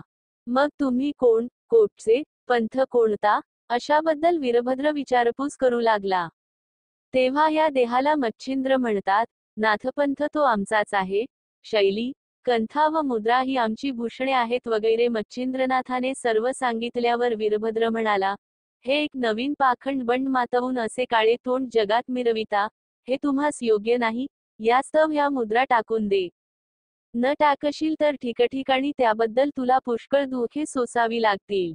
वेदविधीने लावून दिलेल्या धर्माविरुद्ध हा एक निराळाच पंथ काढणारा असा मूर्ख तुझा गुरु तरी कोण? अशी त्याची निंदाप्रचूर भाषणे ऐकून मच्छिंद्रनाथाचे पित्त खवळून गेले. तो क्रोधाच्या तडाख्यात वीरभद्रास म्हणाला, अरे अधमा, तुझ्या दर्शनाने मला स्नान करावयाला पाहिजे. आता निमूटपणे आपल्या कामास जा. नाही तर माझ्या हाताने तू आता मरण पावशील. या भाषणाचा वीरभद्रास अतिशय राग आला व तो म्हणाला, अरे मूर्खा, आता तुझा प्राण घेतो पहा. असे म्हणून त्याने धनुष्यासह अर्धचंद्र निर्वाण बाण काढला. तेव्हा मच्छिंद्रनाथाने म्हटले की, अरे पतिता, उन्मत्तपणाने तू जनात आपले अहित करून घेत आहेस. अरे, धनुष्य बाण काढून मला सोंग दाखवित आहेस. परंतु या योगाने तू या वेळेस मरण मात्र पावशील. अरे, असली बहुरूप्यांची सोंगे दाखविणारे मजसमोर पुष्कळ येऊन गेले. तुझे हे हावभाव मजसमोर क्षणभर सुद्धा टिकाव धरणार नाहीत. आता तुझे आयुष्य सरले म्हणूनच तू इथे आलास असे मला वाटते. अशी त्या समयी उभयताची आवेशाची पुष्कळ भाषणे झाली. नंतर वीरभद्राने धनुष्यास बाण लावून मच्छिंद्रनाथाला रामाचे स्मरण करावयास सांगितले. ते ऐकून मच्छिंद्रनाथ म्हणाला, राममंत्र तुला अपवित्र वाटला, म्हणून त्या मंत्राचे मला स्मरण करावयास सांगतोस. पण इतके पक्के समज की, त्याच मंत्राने शंकर दुःखातून मोकळे होऊन सुखी झाले. वाला वाल्मिकी तरला तोच मंत्र मला तारील. आता तू सावध राहा. असे म्हणून त्याने हातात भस्म घेतले व वज्रास्त्र सिद्ध करून फेकले. ते दाही दिशा फिरू लागले. त्यावेळी वीरभद्राने सोडलेला बाण मच्छिंद्रनाथास तृणासमान भासला. तो बाण मच्छिंद्रनाथाचा प्राण घ्यावयास येत होता, पण भस्माच्या जोराने तो आकाशात भ्रमण करू लागला. इतक्यात मच्छिंद्रनाथाच्या वज्रशक्तीने त्या बाणाचा चूर होऊन गेला. नंतर वीरभद्राने दुसरा बाण काढून नागास्त्राची योजना करून तोही पाठोपाठ सोडला. ते पाहून मच्छिंद्रनाथानेही आपल्या संरक्षणाकरिता रुद्रास्त्र व खगेंद्रास्त्र प्रेरिले. त्यांनी वीरभद्राची शक्ती क्षीण करून टाकली. पुढे वीरभद्राने वातास्त्र सोडताच मच्छिंद्रनाथाने पर्वतास्त्र सोडले. अशा रीतीने ते दोघे वीर अस्त्रे पेरून एकमेकांचा पाडाव करावयास पाहत होते. शेवटी ब्रह्मा, विष्णू, महेश यांनी युद्धस्थानी येऊन मच्छिंद्रनाथाचे समाधान केले.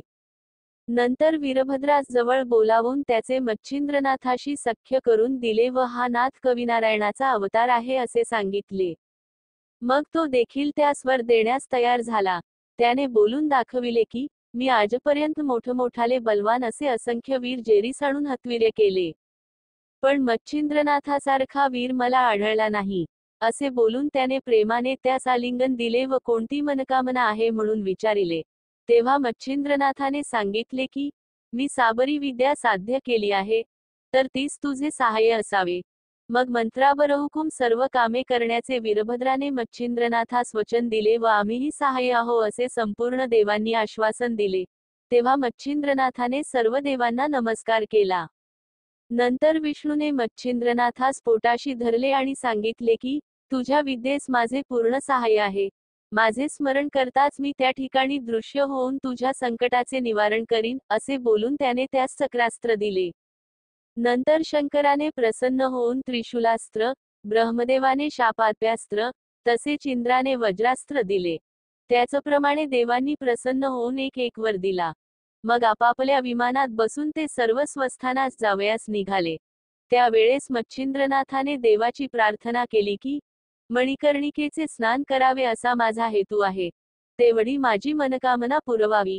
ते त्याचे म्हणणे सर्व देवांनी आनंदाने कबूल केले. मग लक्ष्मीकांताने त्यास आपल्या विमानात बसवून वैकुंठास नेले व आपल्या आसनावर त्यास बसविले. त्याचे भोजन, निजणे, बसणे, उठणे सर्व विष्णूबरोबर वैकुंठात होत होते. वैकुंठात असता मच्छिंद्रनाथ नित्य मणिकर्णिकेचे स्नान करीत असे. एकदा आपण पूर्वजन्मी मेरू पर्वतावर घेतलेली समाधी पाहण्याची इच्छा होऊन त्याने हा आपला हेतू विष्णूस कळविला. म्हणून त्याने त्यास तेथे नेऊन एक वासुदेवाची व दुसरी नवनारायणाची अशा समाधी दाखविल्या. त्या पाहून तो आनंद पावला. मच्छिंद्रनाथ वैकुंठास 1 वर्षभर राहिला. तेथून त्यास शंकर कैलासी घेऊन गेले. तेथेही तो 1 वर्षभर राहिला. मग मोठ्या सन्मानाने इंद्र त्यास अमरावतीस घेऊन गेला. तो तेथे 3 महिने होता. नंतर ब्रह्मदेवाने सांगितल्यावरून नारद येऊन त्यास सत्यलोकास घेऊन गेला. तेथे तो 6 महिने राहिला. पुढे सर्व देवांनी त्यास आपल्याकडे एक दिवस आग्रहाने राहवून घेतले. तो एकंदर 7 वर्षे स्वर्गात राहून पाहुणचार खात होता. नंतर सर्वांना विचारून तो मृत्यूलोकी यावयास निघाला. तेव्हा सर्व देवांनी त्याला विमानात बसवून अति आदराने मृत्यूलोकी आणून पोचविले. नंतर ते स्वर्गास गेले व मच्छिंद्रनाथ तीर्थयात्रेस निघाला. मच्छिंद्रनाथ फिरत फिरत केकडा देशातील वज्रवनात गेला. त्या ठिकाणी वज्रभगवतीचे स्थान आहे. तेथे त्याने 360 उष्णोदकाची कुंडे पाहिली. तेव्हा त्यास परम आश्चर्य वाटले. मग तेथल्या सर्व तीर्थात स्नान करून तो अंबिकेच्या देवालयात गेला व पुजाऱ्यास बोलावून कुंडाबद्दल विचारू लागला. तेव्हा पुजाऱ्यांनी सांगितले की, पूर्वी या ठिकाणी वसिष्ठ मुनीने यज्ञ केला. त्या समयी सर्व देव खाली आले होते. त्यांनी स्नानास गेल्यावर पाण्याची कुंडे निर्माण केली व स्नान करून आपापली नावे कुंडास ठेविली. ते देव 12 वर्षे 12 दिवसपर्यंत येथे राहिले होते. यज्ञ समाप्त झाल्यावर देव परत गेले, पण कुंड अजूनपर्यंत त्याच ठिकाणी आहेत. असा मजकूर ऐकल्यावर आपणही कुंडे निर्माण करावी, असे मच्छिंद्रनाथाच्या मनात येऊन त्याने त्रिशूळाच्या योगाने कुंडे खणून तयार केली व वरुणमंत्र जपून भोगावतीचे उदक उत्पन्न केले. मग अग्निमंत्र जपताच त्यात अग्नीने प्रवेश करून पाणी केले. नंतर त्या नव्या भोगावतीच्या कुंडात मच्छिंद्रनाथाने स्नान करून तो वज्रादेवीच्या देवळात गेला व तिला त्या कुंडातील पाण्याने स्नान घातले. तेव्हा तिने त्यास शाबासकी देऊन 1 महिना राहवून घेतले.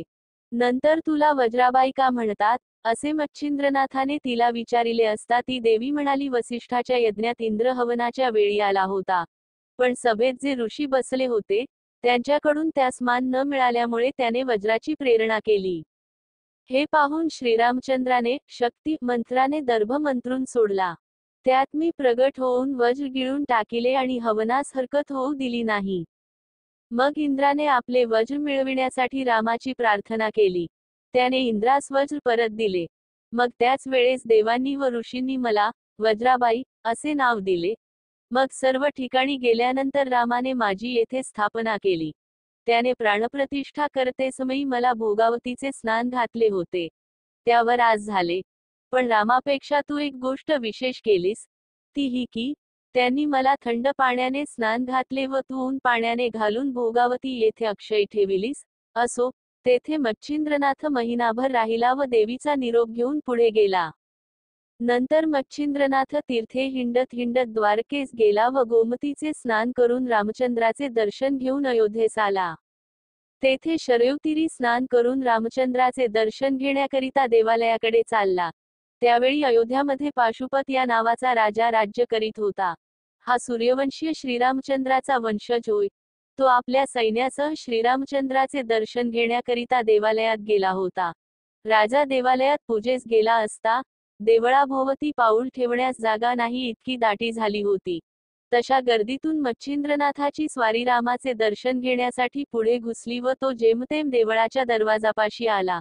पण द्वारपाळांनी त्यास आत जाण्यास अटकाव केला. मच्छिंद्रनाथ उतावळीने देवळात जात असता त्याच्याशी द्वारपाळ उद्धटपणाने बोलू लागले. त्यांनी मर्यादा न ठेविता पुष्कळ अपशब्दांनी ताडण करून व शेवटी हात धरून त्यास मागे लोटले. अशी अप्रतिष्ठा झाली. तेव्हा मच्छिंद्रनाथासही वाईट वाटले. त्यास संताप आला असताही त्याने तो विवेकाने सहन केला, कारण सेवकांबरोबर तंटा करणे शोभत नाही. या विचाराने तो उगीच राहून द्वारपाळाशी न बोलता राजासच शिक्षा करण्याचा विचार त्याने मनात आणला. राजाचा जीव संकटात पडल्यानंतर सर्व ताबेदार मंडळींचा जीव खालवर होऊन अवघे फिकिरीत पडतील, या हेतूने त्याने स्पर्शास्त्रमंत्र म्हणून व रामाचे नाव घेऊन भस्म मंत्रून ठेविले. नंतर राजाने देवीची पूजा करून हात जोडून जमिनीस साष्टांग नमस्कार घातला. त्याचे कपाळ जमिनीस लागले आहे, अशी संधी पाहून त्या स्पर्शास्त्राने आपला अंमल राजावर बसविला व त्यामुळे राजास जमिनीपासून सुटे होता येईना. तो चिकटून राहिला. त्याने पुष्कळ खटपट करून पाहिली, पण निष्फळ. मग राजाने प्रधानास बोलावून हा प्रकार कळविला. मंत्री मोठा चाणाक्ष होता. तो लागलाच बाहेर येऊन कोणाबरोबर कोणाचा तंटाबखेडा झाला आहे काय, याची चौकशी करू लागला. त्याने तर्काने असे धोरण बांधिले की, नगरात कोणी जती किंवा साधू आला असेल, त्याचा राजसेवकांनी छळ केल्यामुळे तो रागावला असावा. पण त्याने राग मनात ठेविल्यामुळे भगवंतास ही गोष्ट सहन न होऊन त्याचाच क्षोभ असावा. म्हणून देवीच्या भक्ताचा छळ कदापि कोणी करू नये. येथेही या वेळी असाच काहीतरी छळ राजसेवकांकडून होऊन भगवंतास शस्त्र धरावे लागल्यामुळे या परिणामास गोष्ट आली असावी, असा तर्क करून शोध चालविला. तो देवळाच्या दाराशी येताच सर्व खबर त्यास लागली. त्याने मच्छिंद्रमुनीस शोधून काढिले. मग तो त्याच्या पाया पडला व हात जोडून प्रार्थना करू लागला की, आता स्वामींनी कृपा करावी. तुम्ही संत शांतीचे भांडार. औदार्याला तर सीमाच नाही. या भाषणाने मच्छिंद्रनाथाचा क्रोध शांत होऊन त्यास संतोष वाटला. मग हातात भस्म घेऊन विभक्त मंत्र म्हणून त्यास भस्म फुंकताच राजा जमिनीस चिटकलेला होता तो लागलाच सुटा झाला. राजा उठून बसल्याची बातमी लागताच प्रधानाने मच्छिंद्रनाथाचा हात धरून त्यास देवळात नेले व राजास झालेला समग्र वृत्तांत निवेदन केला. मग राजा त्याच्या पाया पडला व नाव विचारू लागला असता, मला मच्छिंद्र म्हणतात म्हणून त्याने त्यास सांगितले. मच्छिंद्रनाथाची कीर्ती पूर्वीच राजास ऐकून ठाऊक झालेली होती. तोच मच्छिंद्रनाथ आज येऊन दर्शन देत आहे, म्हणून राजास फार आनंद झाला. नंतर राजाने त्याचा हात धरून आपल्या समागमे राजवाड्यात नेले. तेथे सिंहासनावर बसवून त्याची षोडशोपचारांनी पूजा केली व स्वतः त्याच्या सेवेकरिता हात जोडून उभा राहिला. अशी राजाची निष्ठा पाहून मच्छिंद्रनाथास परमानंद झाला. मग प्रसन्न होऊन कोणता हेतू तुझ्या मनात आहे तो मला कळव म्हणून त्याने म्हटले. तेव्हा राजा म्हणाला, मी सूर्यवंशी श्रीराम राजाच्या घराण्यातला आहे. माझे नाव पाशुपत. मला इतकेच मागावयाचे की, सूर्यकुळात उत्पन्न झालेला जो वीरशिरोमणी श्रीराम त्याची मला भेट व्हावी. ते ऐकून रामाची व तुझी भेट आताच करून देतो, असे बोलून राजास घेऊन मच्छिंद्रनाथ सभेच्या बाहेर अंगणात येऊन उभा राहिला. त्यावेळी त्याने धूम्रास्त्रमंत्र म्हणून व भस्म मंत्रून सूर्यावर टाकिले, तेणे करून संपूर्ण आकाश धुराने भरून गेले. सूर्य झाकून गेला व त्याचा सारथी अरुण धुरामुळे डोळे पुसू लागला आणि तोंडात धूर गेल्याने कासावीस होऊ लागला. तेव्हा क्षत्रिय कुळातील कोणीतरी राजाने ही धूम्रास्त्रविद्या प्रेरिली आहे, असे सूर्यास वाटले. मग त्याने वायुअस्त्राची योजना बाणावर करून तो बाण सोडला. तेव्हा मोठा वारा सुटला, त्या योगाने धूर दाही दिशांस फाकला. मग मच्छिंद्रनाथाने पर्वतास्त्राची योजना केली. त्याने सूर्याच्या रथास अडथळा झाला त्या क्षणीच सूर्यनारायणाने वज्रास्त्र सोडिले. तेणे करून पर्वतास्त्रापासून निर्माण झालेल्या सर्व पर्वताचा नाश झाला. मग मच्छिंद्रनाथाने ब्रह्मास्त्राची योजना केली. तेव्हा घोड्यासहित अरुण सुद्धा भ्रमिष्ट होऊन वाट सोडून रथ भलतीकडे नेऊ लागला. असे पाहून सूर्याने ज्ञानास्त्र सोडिले. तेव्हा अग्नीवर उदक टाकल्याने जसा तो नाहीसा होतो किंवा शिष्याचे अज्ञानपण बोध करून सद्गुरू नाहीसे करतो, त्याच्याप्रमाणे सूर्याने ज्ञानास्त्राची प्रेरणा करून भ्रमाचे निरसन केलं. ते पाहून मच्छिंद्रनाथाने वाताकर्षण अस्त्र सोडिले. तेव्हा सूर्यासह सारथी, घोडे यांचा श्वासोच्छ्वास बंद झाला व रथ उलटून जमिनीवर आदळला. त्याबरोबर सूर्यही रथाखाली पडला. त्या तेजोमय सूर्याच्या योगाने पृथ्वी जळून जाऊ लागली. तेव्हा मच्छिंद्रनाथाने उदकास्त्राची योजना केली. मग अपरिमित जलवृष्टी होऊन दाह शांत झाला. परंतु सूर्य खाली होऊन बेशुद्ध झाल्याने देवांची तोंडे सुकून गेली. ते सर्व मच्छिंद्रनाथाजवळ आले. ब्रह्मदेव, विष्णू, शिव, वरुण, अश्विनी, कुबेर, गंधर्व वगैरे सर्व देव लगबगीने धावत आले. एका सूर्यासाठी हे सर्व देव महीवरती उतरून मच्छिंद्रनाथाजवळ गेले व सूर्यापासून कोणता अपराध झाला आहे, म्हणून त्यांनी विचारले. तेव्हा मच्छिंद्रनाथाने नमस्कार केला आणि उत्तर दिले की, हा पाशुपत राजा सूर्यकुळातला असताही सूर्य आपल्या वंशाचा बिलकुल समाचार घेत नाही व ह्याच्याकडे नुसता डुंकून सुद्धा पाहत नाही. पाशुपत राजा सूर्यास आवडत नाही, म्हणून त्यास वळणावर आणावयासाठी मला असे करावे लागले.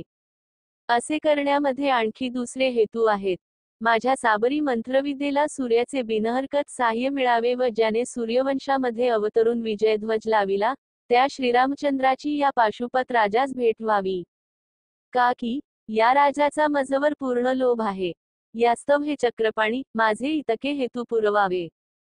हे ऐकून विष्णूने सांगितले की, तुझ्या मनाप्रमाणे सर्व गोष्टी घडून येतील, परंतु अगोदर सूर्याला सावध कर. तो तुझ्या मंत्राला सर्व गोष्टींनी अनुकूल असून जेथे त्याचे नाव निघेल तेथे तो स्वतः येऊन तुझे कार्य पार पाडून देईल. सहज सूर्याचे नाव घेतले असता पातक भस्म होते. मग ते मंत्रप्रयोगाच्या जोडीने घेतले तर फारच उत्तम फल प्राप्त होईल. आम्ही सर्व देव तुझ्या कार्यासाठी उतरलो आहो, आता विलंब न करिता यास लवकर उठीव. वीरभद्राच्या युद्धप्रसंगाच्या वेळेस आम्ही तुझ्या म्हणण्याप्रमाणे वागण्याचे कबूल केले. नागपत्रश्वत्थाचे ठिकाणी तुला वरदाने दिली. असे असता अजून संशयात का पडतोस? असे बोलून सर्व देवांनी दुःखापासून सोडविण्याबद्दल मनस्वी भीड घातली. परंतु मच्छिंद्रनाथाने सांगितले की, पाशुपत राजास रामाचे दर्शन करवा, म्हणजे माझ्या मनाला स्वस्थता वाटेल. हे ऐकताच रामचंद्र प्रगट झाले. तेव्हा राजास व नाथास अपार आनंद झाला. नंतर मच्छिंद्रनाथ पाशुपत राजासह रामाच्या पाया पडला. त्यास रामाने पोटाशी धरिले. त्याच वेळी मच्छिंद्राने रामाची प्रार्थना केली की, तुझे नाम श्रेष्ठ होय. साबरी विद्येच्या मंत्रयोगामध्ये तुझे नाव येईल, तेव्हा तू येथे हजर राहून ते कार्य सिद्धीस न्यावेस व याबद्दल प्रसन्न मनाने वचनादाखल माझ्या हातावर हात द्यावा. हे ऐकून रामाने की, तिन्ही देवांचा अवतार दत्तात्रय, त्याचा पूर्णपणे वरदहस्त तुझ्या मस्तकावर, तो पूर्णब्रह्म नरसिंहावतार, त्याचीही तुला पूर्ण अनुकूलता. मग मी का तुला साह्य न व्हावे? तर तुला मी सर्वस्वी साह्य आहे. मंत्रात माझे नाव निघताच मी ते कार्य करीन, असे त्यास रामाने वचन दिले. त्यावेळी त्याने असेही सांगितले की, तू कविनारायणाचा अवतार असल्यामुळे आपण उभयता एकच आहो, असे सांगून सूर्यास उठविण्यासाठी रामाने मच्छिंद्रनाथाचे पुष्कळ आर्जव केले. मच्छिंद्रनाथाचा त्या वेळचा आनंद अपरिमित होता. मग मच्छिंद्रनाथाने वायुक्त अस्त्रमंत्र म्हणून भस्म टाकीतात सूर्य सावध झाला व त्याने सर्व देवांना जवळ बोलाविले. सर्व देवांनी त्यास नमस्कार केला. पुढे हा कोणत्या वीराचा प्रताप म्हणून सूर्याने विष्णूस विचारिले व मला हात दाखविणाऱ्या प्रतापी वीरास एकदा आणून मला भेटवा म्हणून सांगितले. सूर्यास भेटण्यासाठी देवानी मच्छिंद्रनाथास बोलाविले. मग सूर्यापासून दाह न व्हावा म्हणून चंद्रास्त्र मंत्रून नाथ त्यास भेटावयास गेला. नमस्कार केल्यानंतर सूर्याने त्यास नाव गाव विचारिले असता विष्णूनेच मुळापासून त्यास कथा सांगितली. तेव्हा सूर्याने मच्छिंद्रनाथास साबरी विद्येस साह्य असल्याबद्दल वचन दिले. मग पाशुपत राजास त्याच्या पायावर घातले. आपला वंशज पाहून सूर्यास आनंद झाला. मग त्याचे समाधान करून सूर्यासह सर्व देव आपापल्या ठिकाणी गेले. मच्छिंद्रनाथही राजाचा निरोप घेऊन व रामाचे दर्शन घेऊन पुढे तीर्थयात्रा करीत चालला. अयोध्येहून मच्छिंद्रनाथ निघाल्यानंतर मथुरा, अवंती, काशी, काश्मीर, मथुरा, प्रयाग, गया आदी करून तीर्थे करीत करीत तो बंगाल्यात गेला. तेथे चंद्रगीर गावात उतरल्यावर भिक्षेस निघाला असता एका ब्राह्मणाचे घर दिसले. ते पाहताच त्यास भस्माची आठवण झाली. तो मनात विचारू लागला की, मागे मी भस्म मंत्रून दिले होते, ते हेच घर. येथच्या यजमानींबाईचे नाव सरस्वती, तिला मी 12 वर्षांनी परत येईन म्हणून सांगितले होते. तिचा मुलगा कसा आहे तो पाहावा, असा विचार करून तो त्या घराजवळ गेला व बाहेरून त्याने तिचे नाव घेऊन हाक मारिली. हाक ऐकून ती बाहेर आली व गोसावी पाहून भिक्षा आणून घालू लागली. तेव्हा खूण पटण्यासाठी त्याने तिला तिचे व तिच्या नवऱ्याचे नाव वगैरे विचारिले. त्यावरून तिने आपले नाव सरस्वती, नवऱ्याचे दयाळ व जात गौड ब्राह्मण वगैरे सर्व सांगितले. तेव्हा त्यास खूण पटली. मग मुलगा कोठे आहे म्हणून त्याने तिला विचारिले असता, मला अजूनपर्यंत पुत्र झालाच नाही, असे तिने उत्तर दिले. हे ऐकून मच्छिंद्रनाथ म्हणाला, तू खोटे का बोलतेस? तुला पुत्र होण्यासाठी मी विभूती मंत्रून दिली होती, ती काय झाली?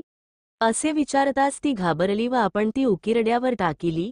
हे वाईट केले म्हणून तिला पूर्व पश्चात्ताप झाला. आता हा कानफाड्या माझी काय दशा करील कोण जाणे. आता मी करू तरी काय? याने तर मला पक्के ओळखले. असे विचार तिच्या मनात येऊ लागल्याने ती भांबावून गेली. तशात मच्छिंद्रनाथ पुत्र दाखविण्यासाठी वारंवार तिला टोचित होताच.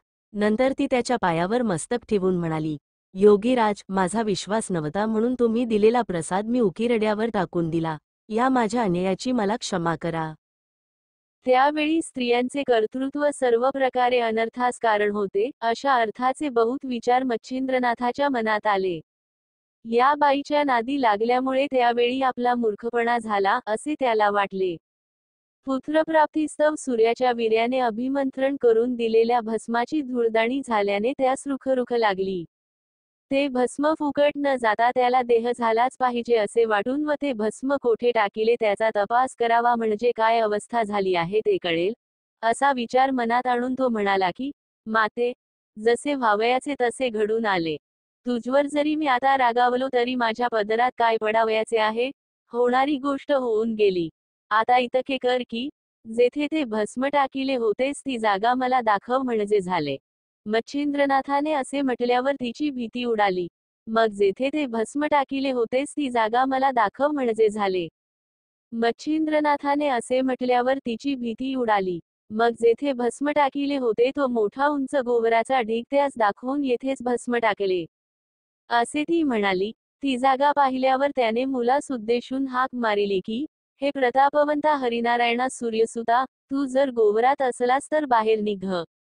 तुझा जन्म येथे झाला व आज 12 वर्षे यात राहिलास म्हणून तुझे नाव गोरक्ष असे ठेविले आहे. यास्तव हे गोरखनाथा, तू आता उशीर न लावता बाहेर ये.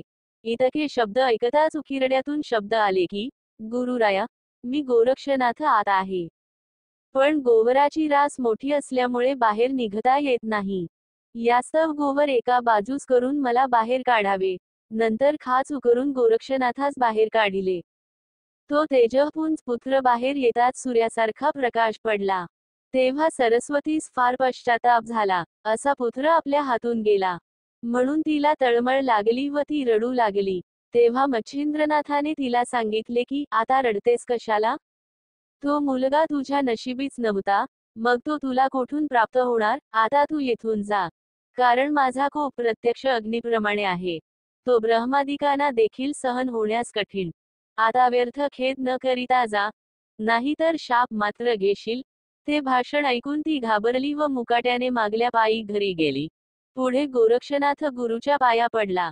त्यास मच्छिंद्रनाथाने प्रसन्न होऊन उपदेश केला व आपला वरहस्त त्याच्या मस्तकावर ठेविला आणि त्यास नाथदीक्षा दिली. नंतर तो त्यास घेऊन तीर्थयात्रेस निघाला. मच्छिंद्रनाथ गोरक्षनाथास घेऊन तीर्थे करीत हिंडत असता, जगन्नाथास जाण्याच्या वाटेवर एक कनकगिरी म्हणून गाव लागला. तेथे येताच तो क्षुधेने व्याकुळ झाल्यामुळे त्याने गोरक्षनाथास भिक्षेस पाठविले. तो घरोघर भिक्षा मागत असता एका ब्राह्मणाच्या घरी गेला.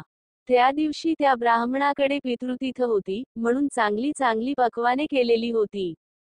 तेथे जाऊन गोरक्षनाथाने अलख शब्द केला. तो ऐकून घरधनीण बाहेर आली.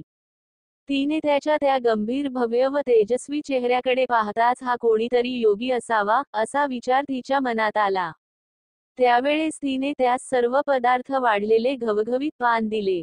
अनेक पदार्थ पाहून गोरक्षास समाधान वाटले व तिला आशीर्वाद देऊन तो निघून गेला. पोटापुरती बेगमी झाली असे पाहून तो जास्त न फिरता माघारी गेला व ती भिक्षा त्याने गुरुपुढे ठेविली. षड्रस पक्वानांनी भरलेले पात्र पाहून गुरुस आनंद झाला. मग तो जेवावयास बसला. ते अन्न स्वादिष्ट लागल्यामुळे मच्छिंद्रनाथ प्रीतीने जेवला. त्या योगाने त्याचे पोट भरले. तरी त्याचा त्या पात्रातील वड्यावर हेतू राहून गेला. तेव्हा त्याने गोरक्षनाथाकडे पाहिले. त्याने काय इच्छा आहे ते कळवावी अशी विनंती केली. त्यावर तो म्हणाला, वड्यावर माझे मन गेले आहे. तो जर आणखी एक असता तर चांगले झाले असते. गुरुने आपली वासना वड्यावर आहे असे सांगताच मी आता जाऊन वडे घेऊन येतो. असे बोलून गोरक्षनाथ पुन्हा त्याच घरी गेला व गुरुकरिता त्या बाईपाशी आणखी वडे मागू लागला. तेव्हा ती म्हणाली, गुरुचे नाव कशाला घेतोस, तुला पाहिजेत असे का म्हणेनास? हे ऐकून त्याने तिला सांगितले की, खरोखर मला नकोत, मी गुरुजींची इच्छा पूर्ण करण्यासाठीच वडे मागून नेत आहे. तेव्हा ती म्हणाली, अरे तुला बैरागी समजून मी भक्तिपूर्वक पुष्कळ पदार्थ घालून चांगले घवघवीत पान वाढून दिले होते, तू फिरून आलास? असे उत्तम अन्न वारंवार फुकट मिळते काय? हे तिचे शब्द ऐकून गोरक्षनाथ म्हणाला, मी तुला जे मागशील ते देतो, पण गुरुची इच्छा पूर्ण करण्याकरिता मला वडे दे. हे ऐकून त्याची परीक्षा पाहण्याकरिता तिने त्याचा एक डोळा मागितला. तेव्हा गोरक्षनाथाने लागलीच डोळ्यात बोट घालून आतले बुबुळ काढले व ते तिच्या हवाली करू लागला. तेव्हा डोळ्यातून रक्ताची धार वाहू लागली. ते साहसकृत्य पाहून तिने तोंडात बोट घातले. तिची छाती दडपून गेली. तिला त्याचा फारच कळवळा आला. ती 5-7 वडे घेऊन बाहेर आली व ते त्याच्या पुढे ठेवून हात जोडून म्हणाली, महाराज, मी सहज बोलले, माझ्या अन्यायाची मला क्षमा करा. दुसऱ्याकरिता तुम्ही साधू अनेक प्रकारचे क्लेश आपल्या जीवास करून घेता.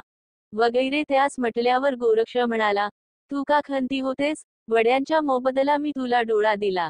तेव्हा ती म्हणाली, मजवर कृपा करून बुबुळाचं अन्न घेऊन जा व माझे अन्याय पोटात घाला. मग गोरक्षनाथ तिचे समाधान करून बुबुळ व वडे घेऊन निघाला व परत गुरुकडे आला.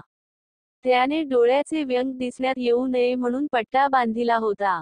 पट्टा बांधण्याचे कारण गुरुने विचारिले, परंतु ते ऐकून त्याला दुःख होऊन तो वडे खाणार नाही व त्याची इच्छा तशीच राहून जाईल म्हणून त्याने पट्टा सहज बांधिला म्हणून सांगितले. पण गुरुने डोळा दाखविण्यासाठी हट घेतला. तेव्हा गोरक्षाने झालेला सर्व प्रकार कळविला व अन्यायाची क्षमा करण्याकरिता विनंती केली.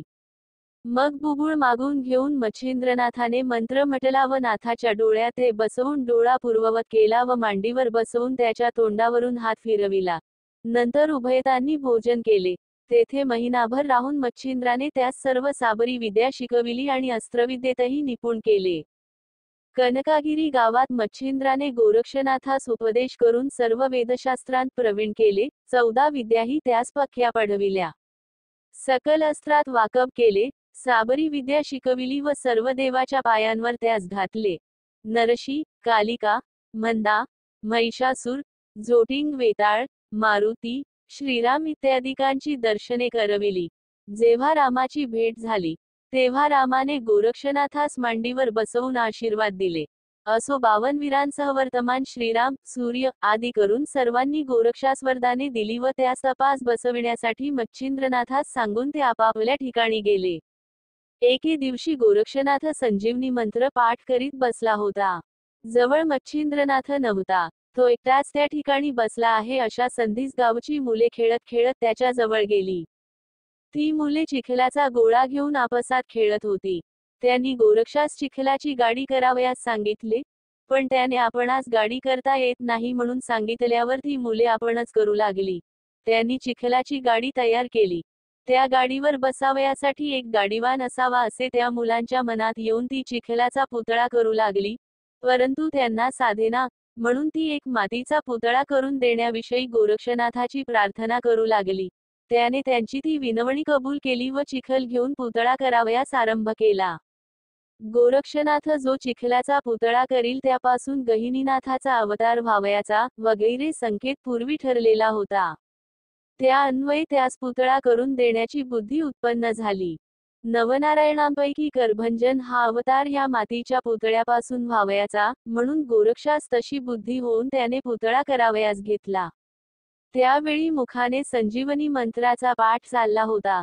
संपूर्ण पुतळा तयार झाला अशी संधी पाहून करभंजनाने त्यात प्रवेश केला. तेव्हा अस्थि, त्वचा, मांस, रक्त इत्यादी सर्व होऊन मनुष्याचा तेजःपुंज पुतळा बनला.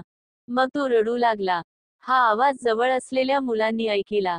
तेव्हा गोरक्षनाथाने भूत आणले असा त्या मुलांनी बोभाटा केला व लागलेच सर्वजण भिवून पळून गेले. पुढे मार्गात मच्छिंद्रनाथाशी भेट होताच त्याने त्या मुलास भिण्याचे व ओरड करून लगबगीने धावण्याचे कारण विचारिले व तुम्ही भिवू नका म्हणून सांगितले. तेव्हा पुतळ्याचा मजकूर मुलांनी सांगितला. मुलांचे भाषण ऐकून मच्छिंद्रनाथ विस्मयात पडला व काय चमत्कार आहे तो आपण स्वतः डोळ्यांनी पाहावा असे त्याने मनात आणले आणि मुलांस जवळ बसवून सर्व खाणाखुणा विचारून घेतल्या. मच्छिंद्रनाथास मुलांनी दुरून ठिकाण दाखविले होतेच, तेथून एक मुलाचा शब्द त्यास ऐकू येऊ लागला.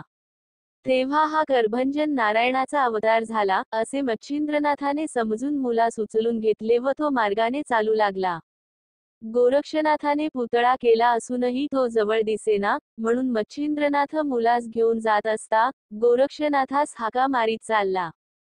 ती गुरुची हाक ऐकून गोरक्ष एका घरात लपला होता तेथून बाहेर आला. पण मच्छिंद्राच्या हातातील मुलास पाहताच त्यालाही भीती वाटली.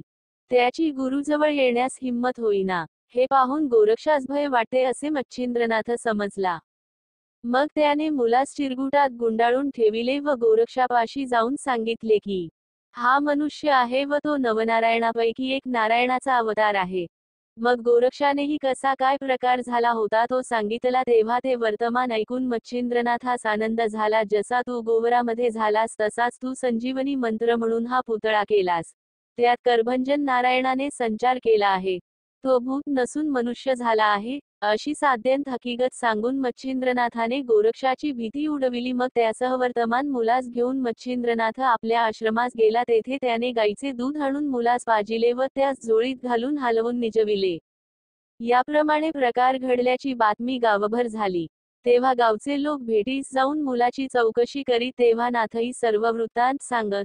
तो ऐकून त्यांना नवल वाटे. मच्छिंद्रनाथाने आपल्या शिष्याकडून मातीचा पुतळा जिवंत करविला. यास्तव ब्रह्मदेवाकडून मच्छिंद्रनाथाची योग्यता विशेष होय, असे जो तो बोलू लागला. तेथून पुढे तीर्थयात्रा करीत फिरताना मुलासही बरोबर नेणार असा मच्छिंद्राचा मानस पाहून, त्यामुळे मुलाची अनास्था होईल, मुलाचे आईवाचून संरक्षण व्हावयाचे नाही, म्हणून मुलास कोणाच्या तरी हवाली करा, असे पुष्कळांनी मच्छिंद्रनाथास सुचविले. ते ऐकून, तसे होईल तर फारच चांगले होईल असे नाथाने उत्तर दिले. अशा तऱ्हेने मच्छिंद्रनाथाचा रुकार मिळाल्यानंतर मुलास कोणाच्या तरी माथी मारावा असा गावकऱ्यांनी घाट घातला. मग मधुनाभा या नावाचा एक ब्राह्मण तेथे राहत होता. त्याची गंगा या नावाची स्त्री महापतिव्रता होती. उभयता संतती नसल्याने नेहमी रंजीस असत व त्यास कोणत्याच गोष्टीची हौस नसे. ती ह्या मुलाचा प्रतिपाळ आस्थेने करतील असे जाणून त्यांच्याबद्दल सर्वांनी मनापासून मच्छिंद्राजवळ शिफारस केली. मग अशा जगन्मान्य स्त्रीपुरुषांच्या हातात गहिनीनाथासारखे रत्न देणे नाथासही प्रशस्त वाटले. त्याने मुलास गंगाबाईच्या ओटीत घातले आणि सांगितले की, मातोश्री, हा पुत्र वरदायक आहे. करभंजन म्हणून जो नवनारायणांपैकी एक त्याचाच हा अवतार आहे. याचे उत्तम रीतीने संगोपन कर, जेणेकरून तुझे कल्याण होईल व जगाने नावाजण्यासारखा हा निपजेल. हा पुढे कसा होईल हे मातोश्री, मी तुला आता काय सांगू? पण याचे सेवेसाठी मूर्तिमंत कैलासपती उतरेल. ज्याचे नाव निवृत्ती असेल त्यास हा अनुग्रह करील. याचे नाव गहिनीनाथ असे ठेव. आम्ही तीर्थयात्रेस जातो. पुन्हा 12 वर्षांनी हा आमचा बाळ गोरक्षनाथ येथे येईल, तेव्हा तो यास अनुग्रह करील. मग मोहनास्त्र मंत्र म्हणून विभूती तिचे अंगावर टाकताच तिच्या स्तनात दूध उत्पन्न झाले. मग मुलास स्तनपान करविल्यानंतर तिने गावातील सुवासिनी बोलावून मुलास पाळण्यात घालून गहिनीनाथ असे त्याचे नाव ठेविले. पुढे मच्छिंद्रनाथ काही दिवस तेथे राहिला व गावकऱ्यांची रजा घेऊन गोरक्षासह वर्तमान तो तीर्थयात्रेस गेला. जाताना गोरक्ष अजून कच्चा आहे असे मच्छिंद्रनाथास दिसून आले.